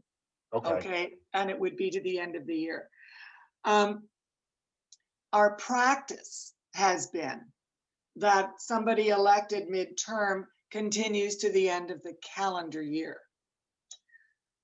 But the amendment that was made to section 4.4 of the bylaws used the phrase AGM. And so what we are recommending and proposing, and it's page 50 is a bylaw, an amendment to the bylaw 4.4 to make it consistent with our practice. Because at SRA, we elect people at the annual general meeting. They assume office in January.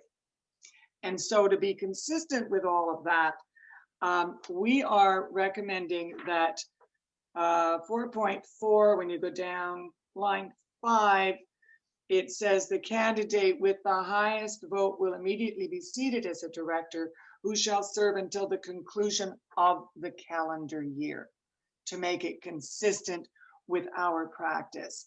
But before asking for a motion on this, there's a Scribner's errors in the whereases, because one says, I just discovered this afternoon, whereas there's no specified provision within the SRA bylaws to fill vacancies at the conclusion. It needs to say until the conclusion.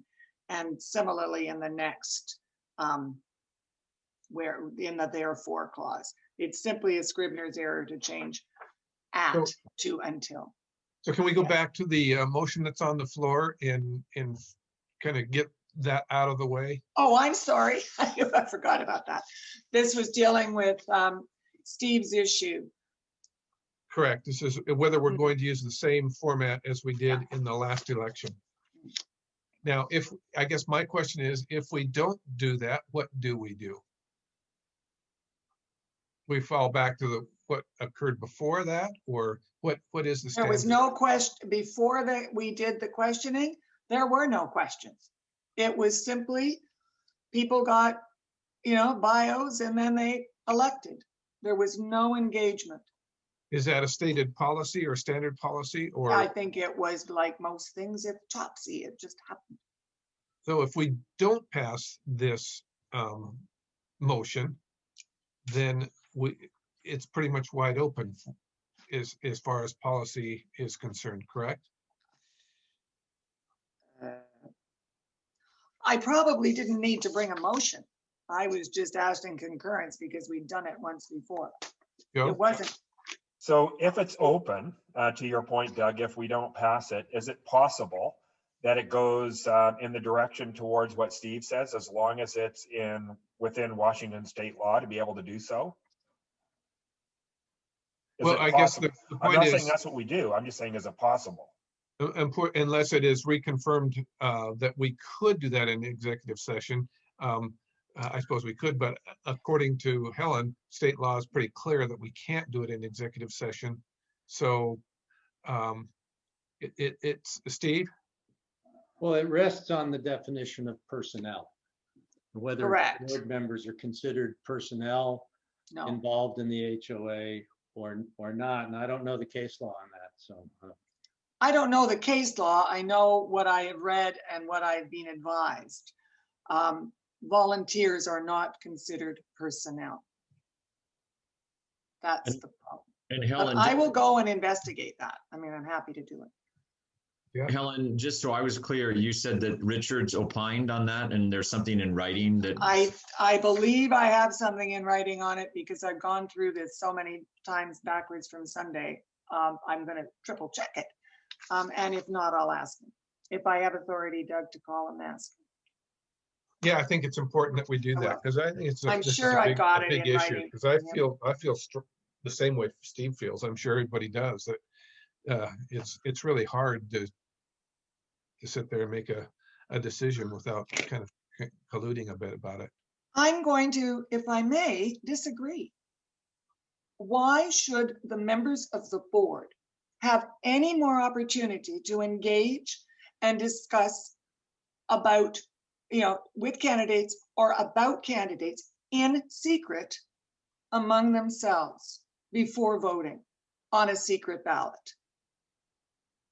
I just don't, you either have a consensus that the board had, by the way, we have one candidate, we need at least two.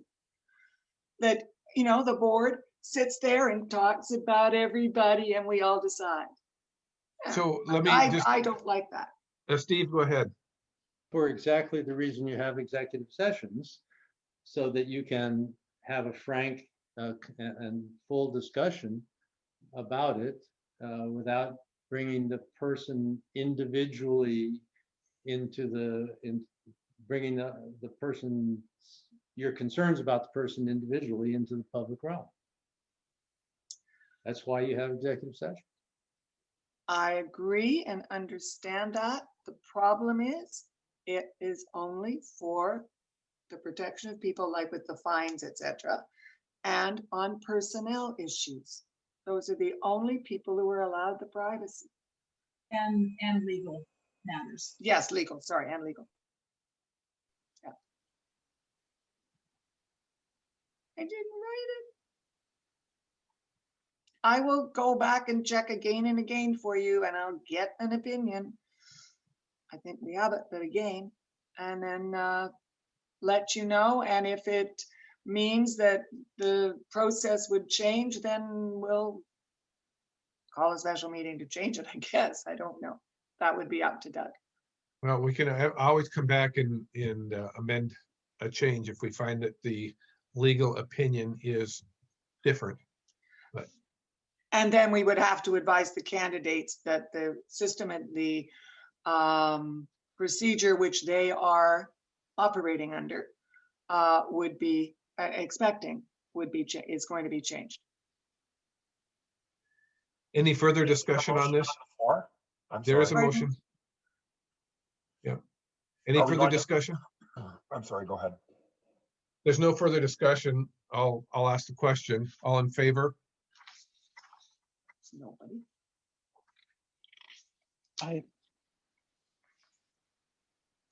I guess I will, just because we need a procedure. All those opposed? Opposed. Who else opposes? Joe does. So there's the two opposed. Who is not going to vote on this? Where is Steve Geisels? He had to leave, I think. He had to leave, yeah. He was the one who approved and set the policy. So if I'm right, I only saw two voting for, two voting against, and one abstaining. Yep. Jeff, I didn't see your opinion there. I was voting in favor. In favor, okay, 3. Bill?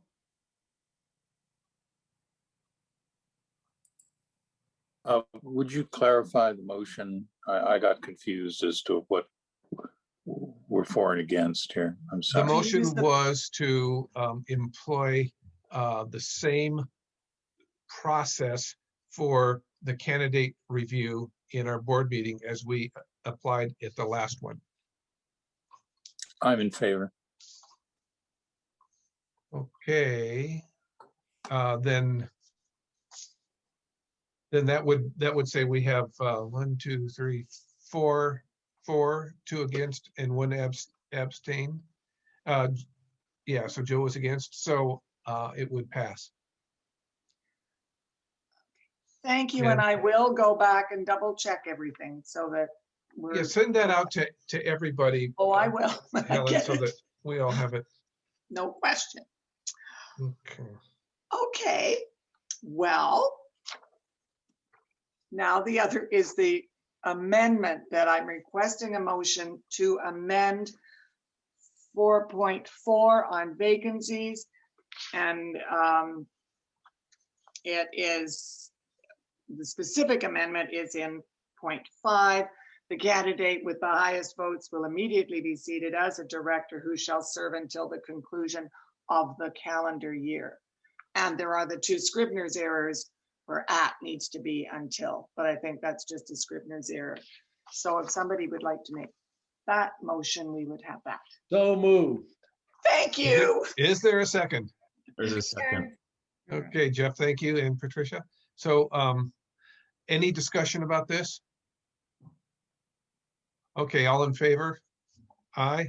Aye. Anyone opposed? Okay, that's passed.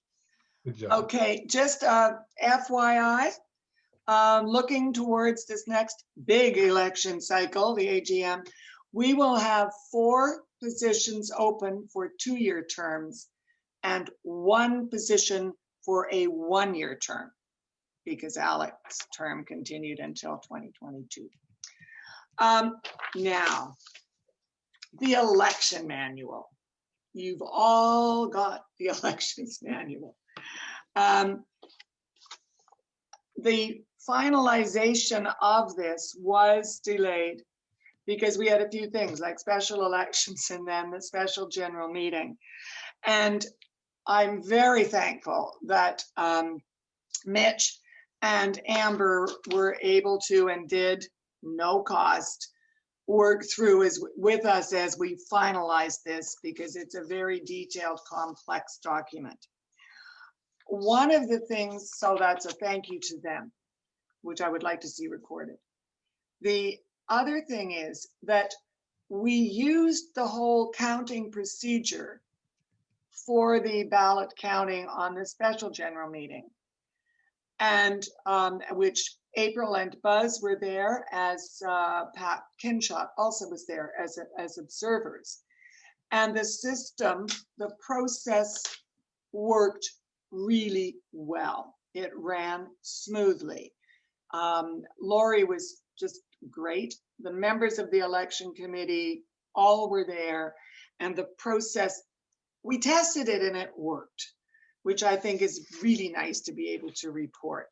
So I would really welcome a motion to approve the election manual, please, which I know you've all read. Jeff? Helen, Thanks. there's a couple of changes that we made. Oh, yesterday. Right, that is a little bit different than what they received in their packet, and I'm just gonna show.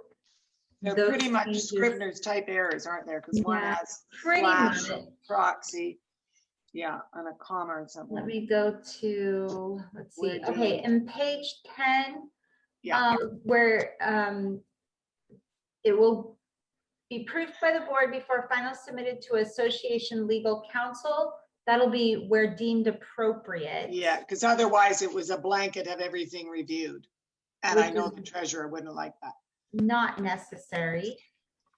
And, we also changed where it said ballot to say ballot/proxy. And then here in red, where it said a lot, we changed that to say a lot or unit owner in both Thank you. places. Yeah, that was to clarify because of condos. Were those, and those are the only ones, right? Yes, that was everything that we Okay. changed. Jeff, I believe you motioned to Yes. accept the election document. Is there a second? Second. Thank you, Patricia. Any discussion? Okay, then we'll call the question. All those in favor, say aye. Aye. Any opposition? Aye. You're opposed, Jeff? No, Okay, I was in favor. all right, then it passes unanimously. Thank you. Thank you. Who would have thought elections would be controversial? Now, I just want to draw your attention, and I'm sure Patricia's going to speak about this, but it's the timeline. And you all received it. Are you talking And- about commissions, communications or the election? No, I'm stuff? talking about election timeline. And it does, my comments include about community meetings. Because Steve Haynes quite appropriately said, hey, we're doing the CCNRs, people are gonna wanna know about them. The budget process, which was approved by the board, includes 2 community meetings. And boy, was the discussion with Bruce and Joe's comments there really solid, because having the pictures of, gates and signs and options, I think will be really, really important. But what this means is, folks, from July 15th to the end of August, we're going to be doing meetings in the middle of golf season. So it's going to be a busy summer.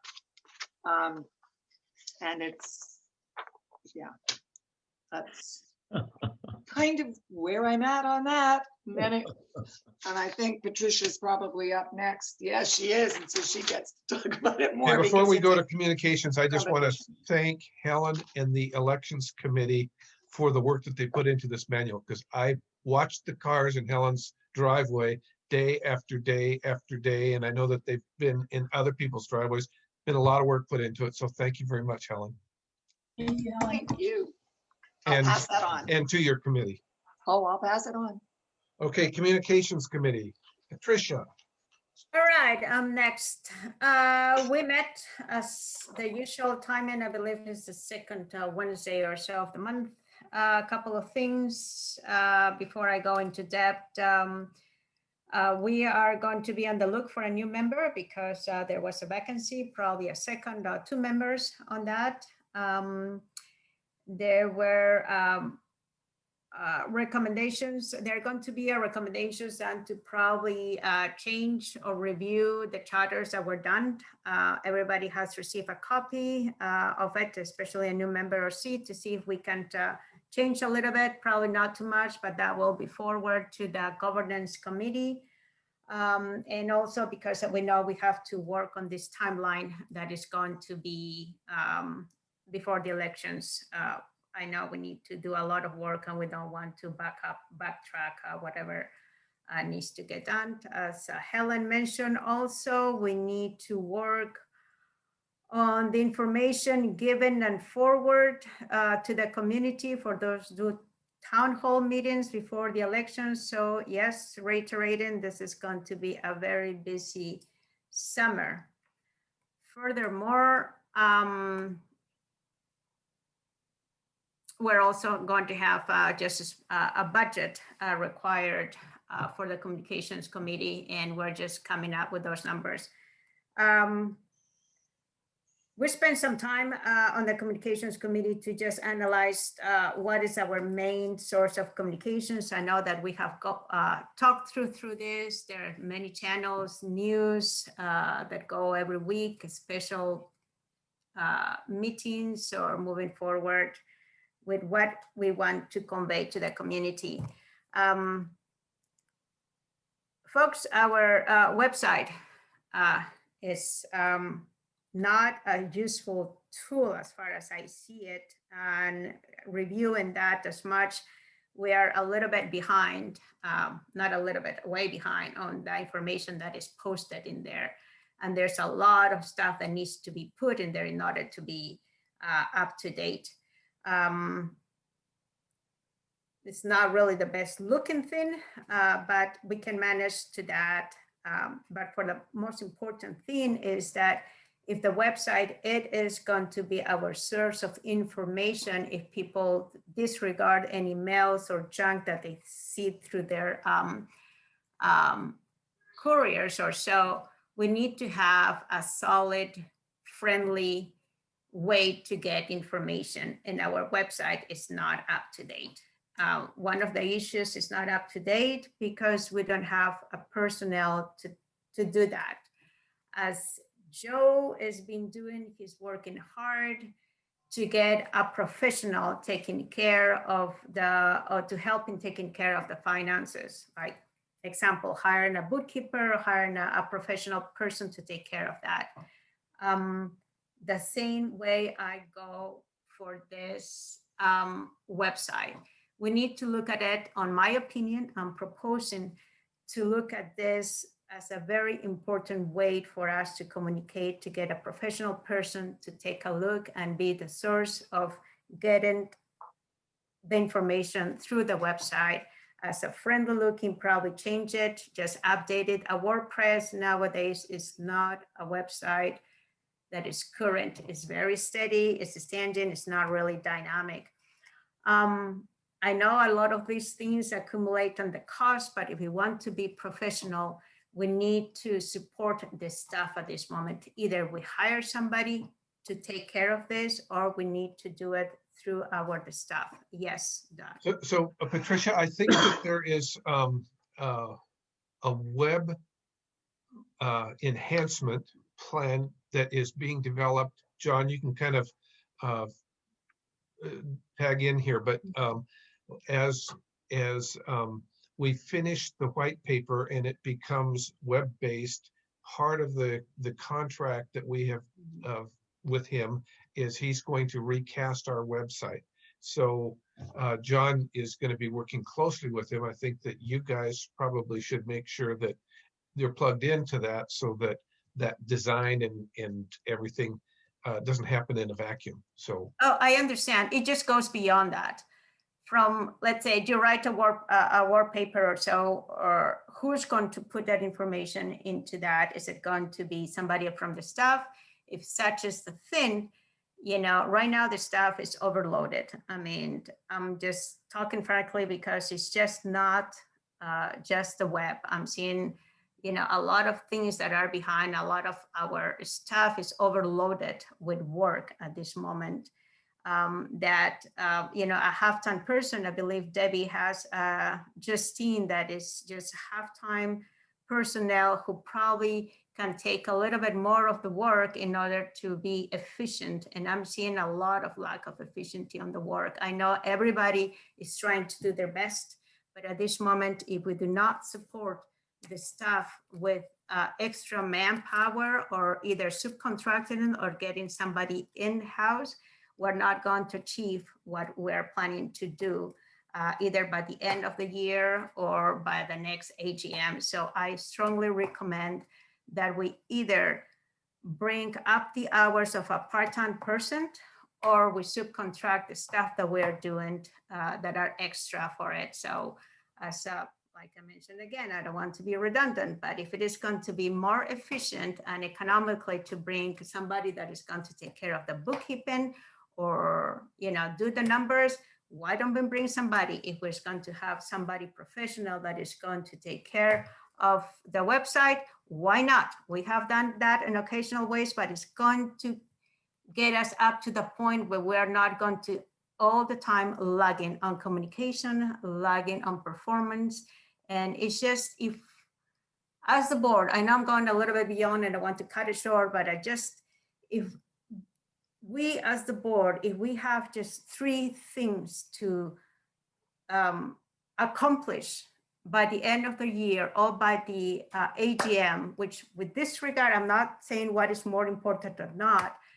If we can get, and Joe is doing a fantastic work with the finances, then we can get the maintenance. I mean, we need to get our streets going. We have a wonderful plan of what is important to get our community a prime resort destination. We have to take care of our maintenance. And finally, in order to get everybody know what we're doing, we need to be able to communicate properly, have the proper channels be up to date. I think those are the 3 most important things that as a board, we have to focus and provide the best support on our staff to able to accomplish that. I'm sorry I'm going out of them, but I'm just going again and again through a lot of things that are beyond the communications committee that I need to analyze things, and I'm just seeing that we have a lot on our plate.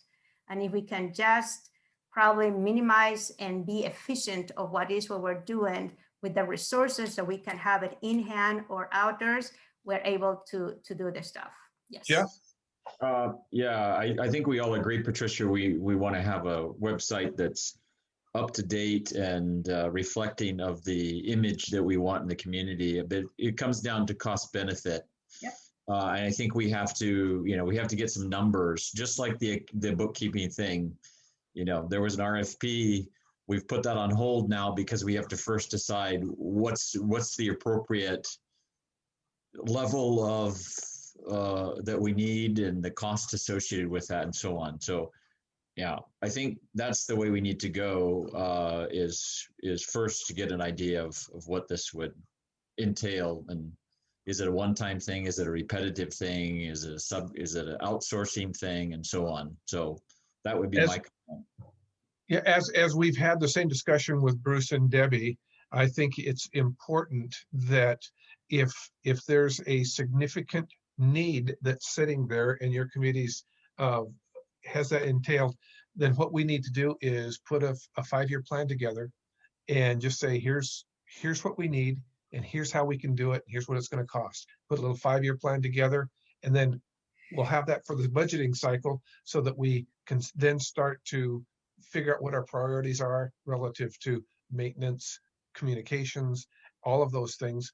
And we start to see where they fall together. But I don't think anybody's going to argue with you at all, Patricia, about the need to understand what our staffing requirements are and how well we're utilizing them currently. Helen? Thank you. I, of course, agree with Patricia because I sit on communications. But one of the things that neither of us mentioned is the cost of these community meetings. If they're Zoom, it doesn't cost us anything, but they won't be. It's going to be in the summer. And Debbie, we even talked about what it might cost, $2,500 to hold it to, because we have to rent space and, you know, this type of thing. So that's a budget item that's not in the budget right now. We have money for the annual meeting, which we expect will be live in person, and that's $3,500, I think, isn't it, Debbie? Approximately 3,000, give or take. Yes. But anyway, those are budget items that weren't contemplated when any plan was put together. The at least 2 and probably 3 community meetings. Okay, well, we can take that up with Joe and the financing committee and figure out how we're gonna do it. I think, in my opinion, those are pretty important meetings, and we can't. So we'll do it. We'll figure out how to do it. Okay. Anything else, Patricia, on the communications committee? That's pretty much it. Thank you. Okay. Bill, do you want to give us an update on the maintenance committee?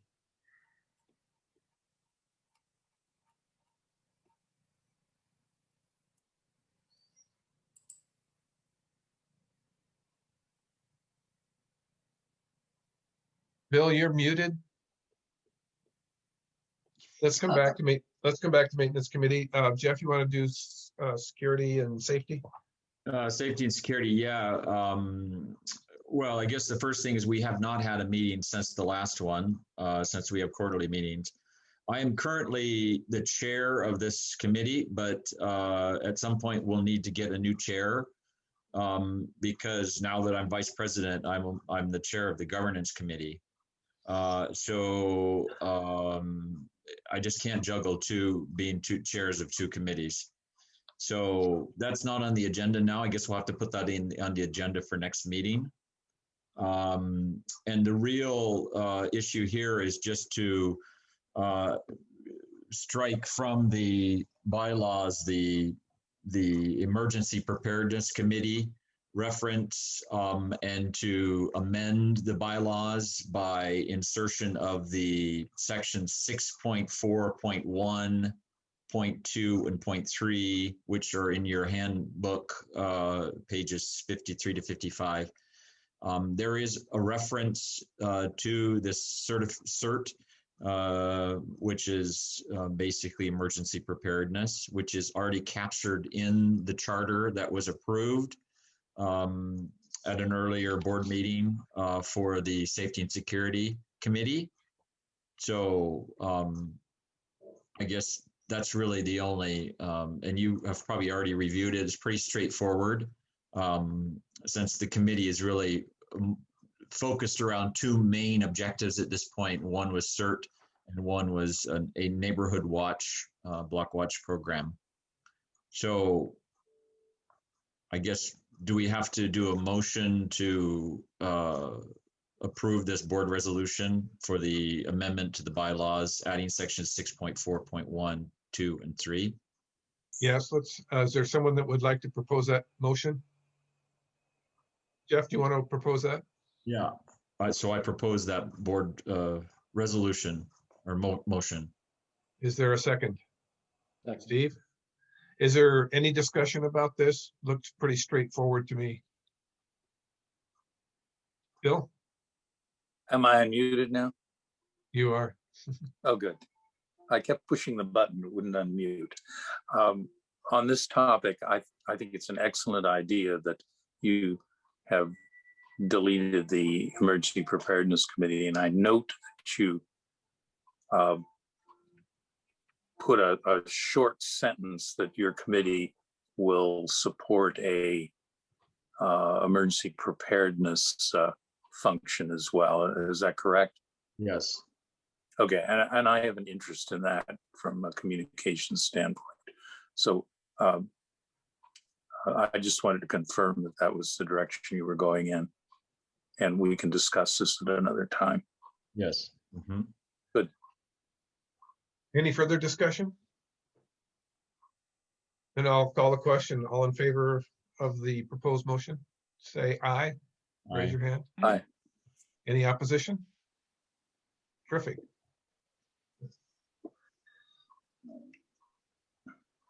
Anything further, Jeff, on the committee that you want to bring forward?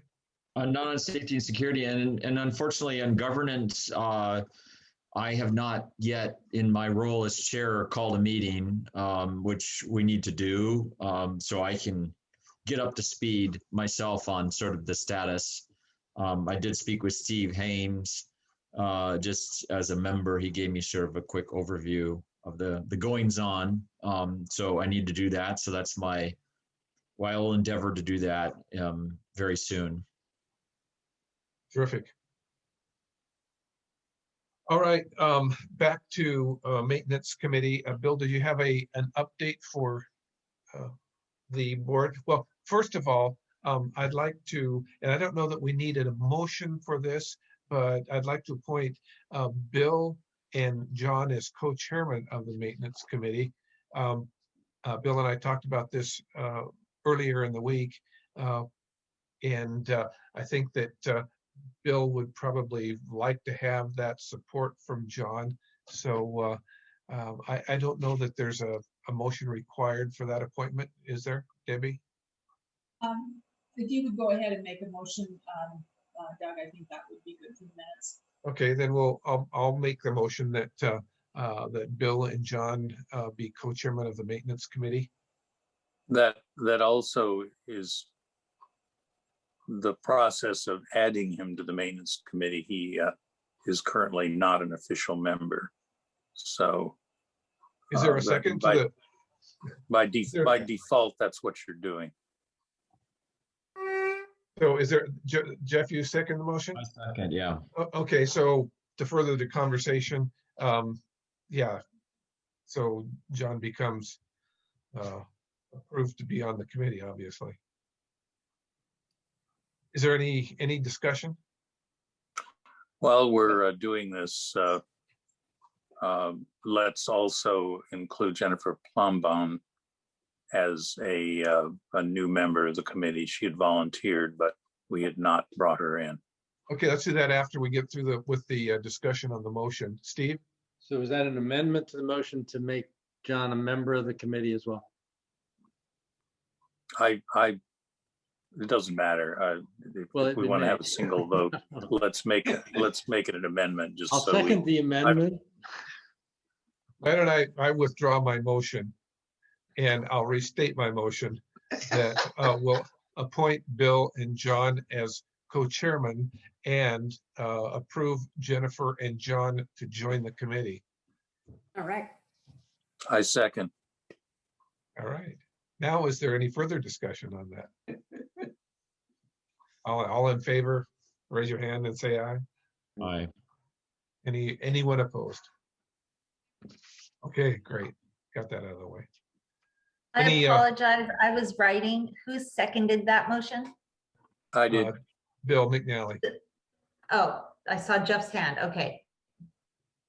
Bill McNally? Okay.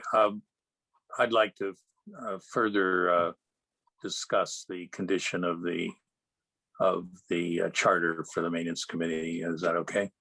Mm-hmm. All right.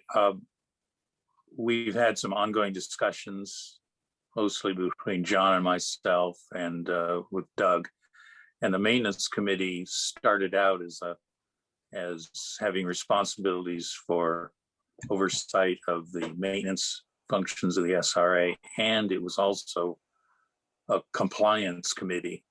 In fact, the whole process of my starting out creating the charter was I was given what amounted to a compliance committee, and we've decided amongst us, and very much the encouragement of John, that we want to focus the maintenance committee entirely on the maintenance function for SRA. And I was convinced, without a lot of difficulty on his part, that this is a good move. It has a side effect of leaving the compliance and the undeveloped lots responsibility as floating out there and as unresolved issues. And we're not going to try and resolve that at this meeting or as part of the maintenance committee charter. We have a charter. It is fairly brief, I would say. It has all the structure of establishing the committee and is a little light on specifics and detail. However, we would like to proceed with approving the charter with the intent of using the membership of the committee to flesh it out and increase its level of explanation and as to what our responsibilities and deliveries are. So I sent out a draft copy, and since then we deleted a few more items from it and made a few minor changes. But if you've had an opportunity to look at that, that's essentially the framework. So Doug, are you willing to move ahead under those circumstances rather than tabling it for another month? My hunch is, or my thought would be is that perhaps we call a special meeting to just deal with that issue. Just a quick, get everybody to review that, the final draft, because I don't, has everybody reviewed the final draft that Bill's referring to? Steve, you have? Unfortunately, just today.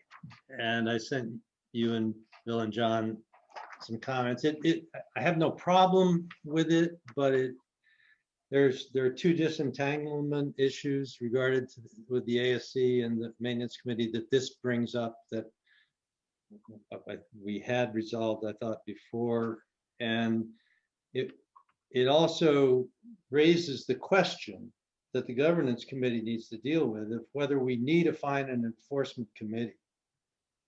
Because if you don't, it's all going to come to the ASC, and that's going to increase the workload on the ASC significantly, primarily because we haven't been paying the kind of attention to other forms of enforcement as we have to construction enforcement. And if we're going to be consistent in our efforts to enforce the rules, our workload is going to go up even more. So I don't have a specific answer yet, but those issues do need to be resolved, or we'll have a bunch of stuff floating out there that we don't know what to do with.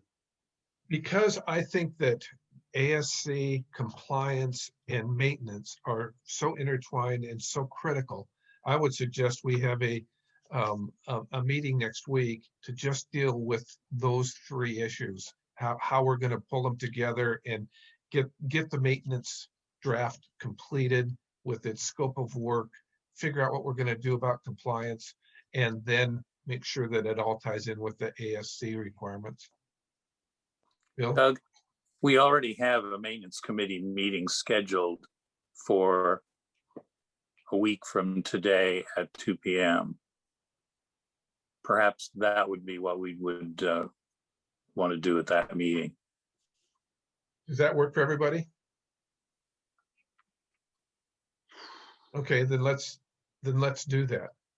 And we'll just focus just on those issues so that we can get that done. Because I think it's really, really important. I feel like we're getting behind with our maintenance focus as it relates to the committee work, and the compliance is up in the air. We just need to tie it all down.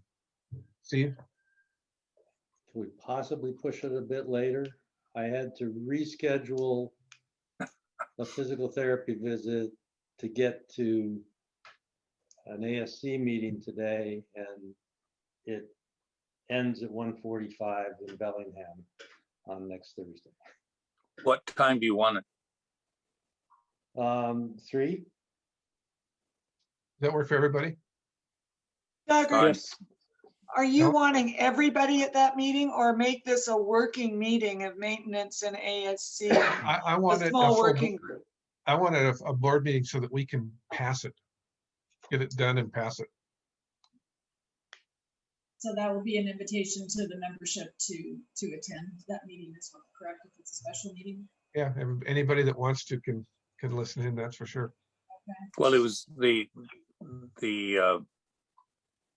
maintenance committee meeting is already being advertised as open to the membership. So that's not a change. What I was getting at is that we will be holding a Zoom meeting as opposed to an in-person meeting in the conference room. Oh, I see your point. Yeah, Steve? Zoom. Well, we were going to do a hybrid meeting with Zoom available. Would But that mean I that think we you're have right. to have the draft of the thing finalized and ready to go in 48 hours before the meeting? Yep. So that it can be distributed and everything? The Correct. agenda would have to be distributed at least 48 hours in advance. John? I'm confused. Is this a maintenance committee meeting or a board meeting? It's going to be a board meeting. That's But what I think that that you and Bill need to have the charter pretty well pulled together. So when we get there, we'll have all had a chance to look at it, and then we can figure out. I think the real thing that's still hanging over our heads really is what we're going to do about compliance. And I think we don't have to figure that out at the meeting, but I do want to get the charter ratified, make sure it ties out with ASC, and then get some strong direction so that we can finalize the compliance at the next board meeting or sometime before. Steve or Jeff? You keep mentioning compliance, Doug. Do you mean fines and enforcement? Yep.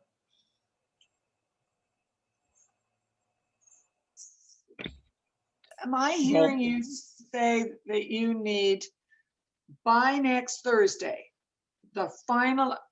Tuesday, the finalized draft of the charter, The maintenance committee charter. which entails the figuring it out with ASC. So today is Thursday.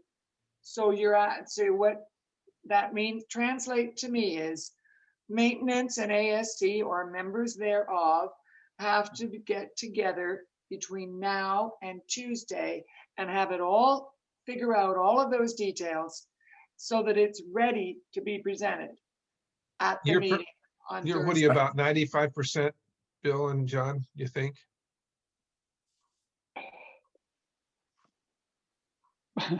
In terms of the maintenance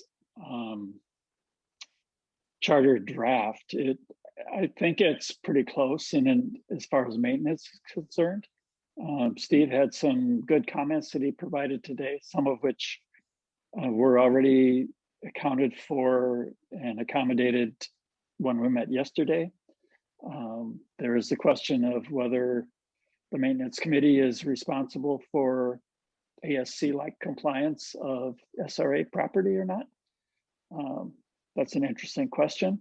But the open question is, what about the enforcement bit that the original joint partners draft of the maintenance committee was all about? Doug, I'd like to suggest that we not include the entire board as a board meeting, I think we need to sit down as, if you wish, a subcommittee and have it a maintenance committee meeting with additional board members there to deal with the interaction between the maintenance committee, the ASC, and I'm not sure if governance is the place for the compliance, the fines and compliance committee, but I don't think we want a whole board doing this. I think we want to open to the public, sit down meeting to come up with the close to the final form of maintenance and how it interacts with those other two committees, and not get too large a group on it. I think it's more like a working meeting. The environment that we were working in yesterday, I think, is better. Do you see my point? Yeah, sure. That's okay with me. I just think that we need to figure out how we're going to get it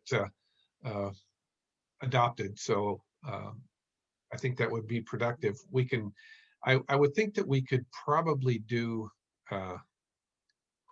well, we can get, let's do it one step at a time. Let's get that accomplished and then figure out what the next step has to be. If we have substantial agreement on the content of the maintenance and how it interacts with ASC, an agreement from Steve, and a start toward how we're going to go about the fines and enforcement, then that could follow conceivably in time for the June board meeting. Okay. That seem reasonable to everybody? May I just clarify something, Doug? Are you moving the meeting to 3 o'clock so that Steve can attend? Yes. That's been confirmed. Okay, thank you. Yeah, and so it won't be a board meeting. It'll just be a working committee. Okay. But advertised, and if we're present at the board meeting, we could have one computer interface to the Zoom if anyone else wanted to participate or listen in. Sure. Okay. If that seems appropriate. I mean, it could be done either way. I think it'll be much more. Yeah, I think it'd be much more productive if we're in the boardroom and precisely hearing ideas. And that was how I was planning to run the maintenance committee meeting, and we had much the same objective at that meeting. So what I'm getting out of this is what I wanted to begin with, in case you didn't notice. Okay, great. Steve. I would like to get some sense. I mean, I agree that the question of a separate compliance or enforcement committee can wait.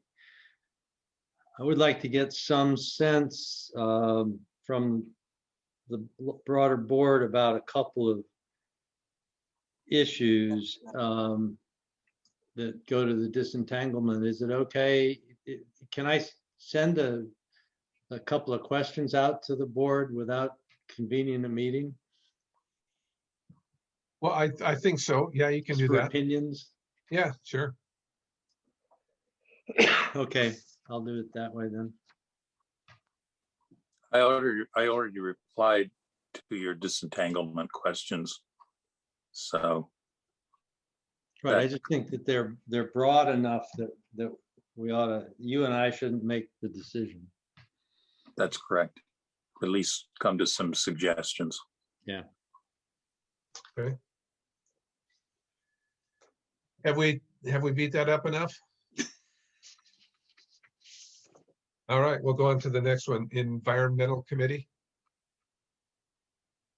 Now, it's my understanding we don't currently have an environmental committee. That's correct. So I'm not. That is correct. there is a proposal out, a preliminary recommendation draft copy from Jennifer. And the reason that it appears to be of value is that it's the place where we deal with undeveloped property and relieve the first the ASC and then subsequently the maintenance committee of that responsibility. So it's our current suggestion that it evolves to the environmental committee, and there's some logic to that. And Jennifer, feel here. free to, feel free to chime in, Jennifer. Would it be appropriate then to include this discussion then in our meeting next Thursday to start to kind of bring it into context and focus? Yes, please. Okay. That would be wonderful. And I'm in agreement with that too, since I'm the one who is responsible for shoveling it out into the void and tossing it in Jennifer's direction. Great. Is there a director that wants to be chairman of the environmental committee or would like to be chairman of the environmental committee? Don't everybody talk at once. Well, in order to talk Jennifer into doing this, I've volunteered to be I'm searching for the correct word, but a non-functional. There's another word for this which is escaping me, but an overseer. Mentor? Mentor. Well, what I'm thinking maybe, Jennifer, is that you could take a maybe a draft, provide a draft outline of the charter, so, you know, the key pieces of the charter, so that we can kind of get a leg up on it. It already exists. She's Okay. already done that. Oh, great. Okay. So Then- I will send it to the entire board. Perfect. Okay. Then have we decided who's going to be at the work session? I know Steve and Bill and John, I'll be there. Probably Jeff, you might want to be there just from a governance perspective. It sounds like you're going to have a quorum of the board there. So Probably, there'll probably be 4 or 5 of us. Yeah. It Okay. doesn't allow us to make any decisions unless it's advertised in advance as a board meeting. No, it just means that it can actually be used in discovery if there was ever a reason for it to be used in discovery is all. Okay, so great. We'll include the environmental discussion along with maintenance and ASC and compliance next Thursday. Thank you.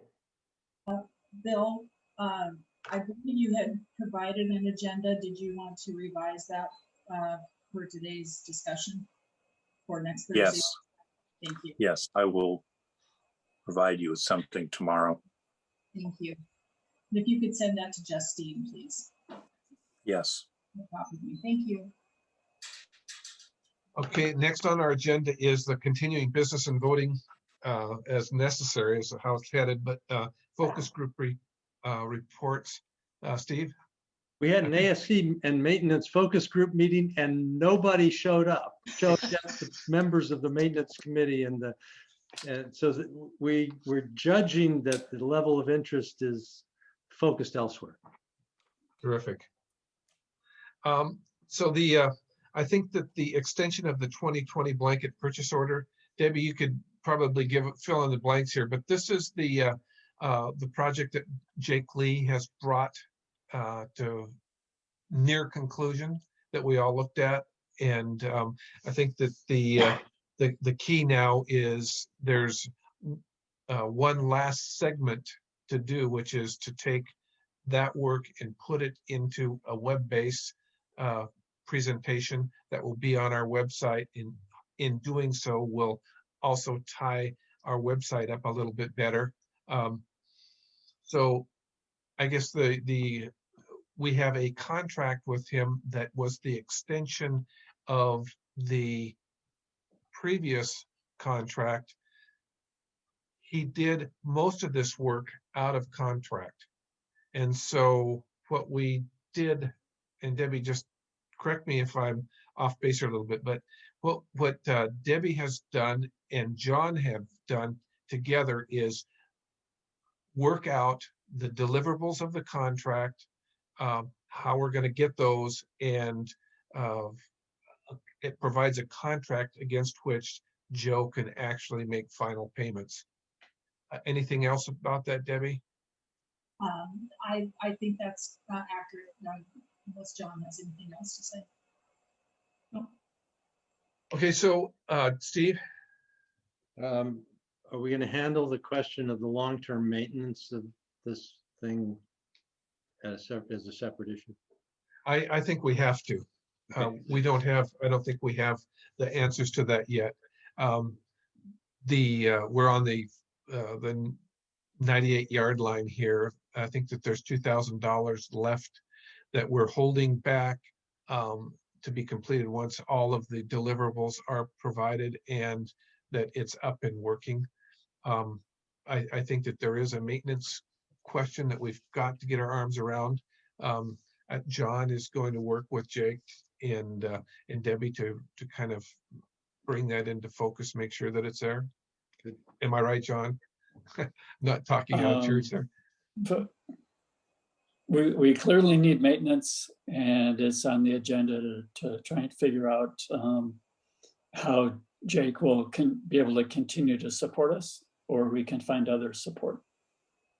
But I believe the investment is significant so far, and that it will be lost if we don't have ongoing maintenance.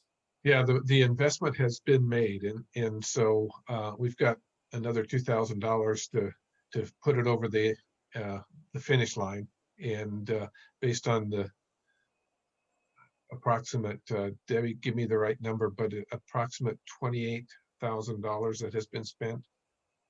Yes. Said and done, it will be $33,750. Yeah, so it's a significant amount of money that has been spent on this. So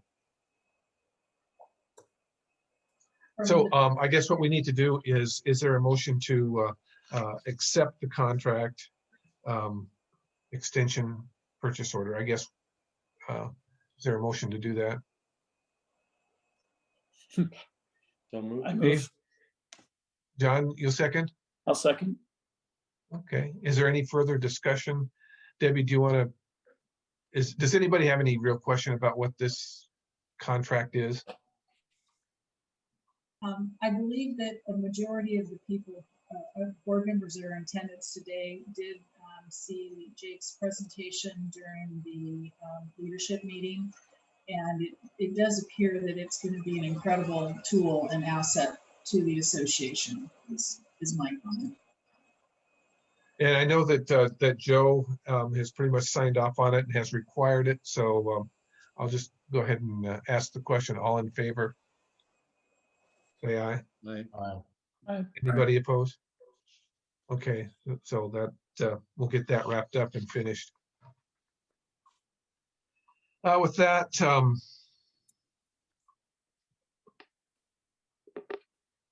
was there any special general meeting follow-up that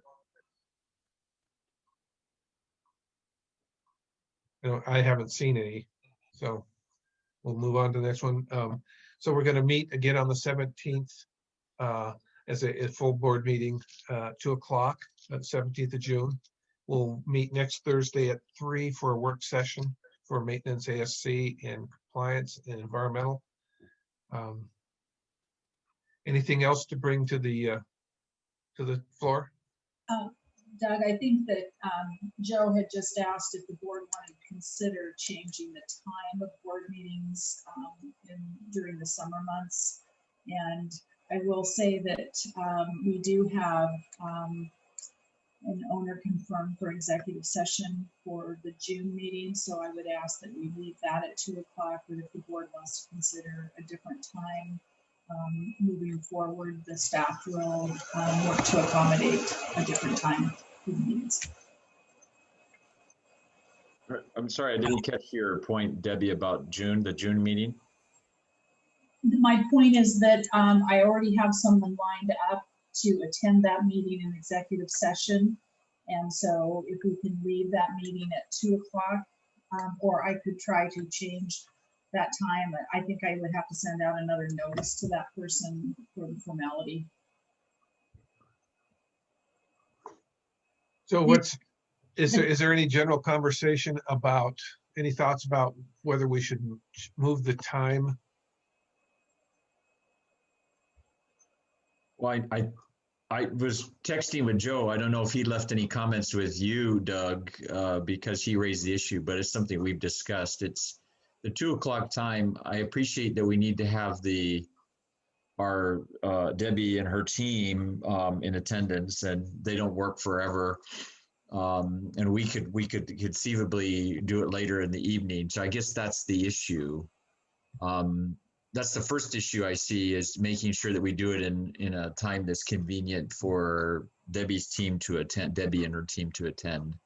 But secondarily is how long these meetings go is another factor, you know. So if we're succinct, we're at 2.5 hours today, then I guess we could conceivably move them later in the day and still be within.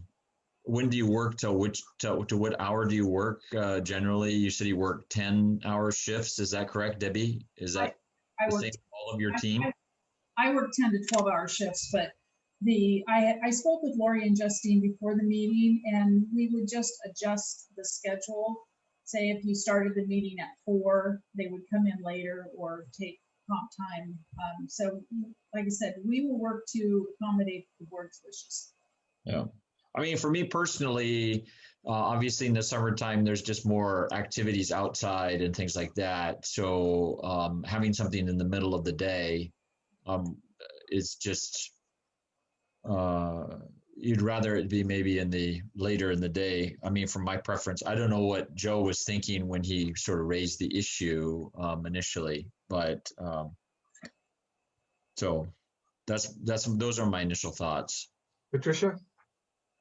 Quick question, Debbie. For these meetings, besides the board, is it you, Lori, and Justine that need to be present? Yes. Okay, I understand you and Lori. And may I ask why Justine needs to be present? Is she recording? Is she training? She's training. She's also the keeper of the documents, so she understands the flow of the meeting, what action items need to be taken afterwards, and so and again the training to understand what's happening with the board and the association. Okay, thanks Helen. for that clarification. Thanks. I think Joe raises a very interesting point, and it comes up when we are trying to recruit people to run for the board. If we want people who are, I can say it because I'm old, younger, and who are working, they don't have the time during the day.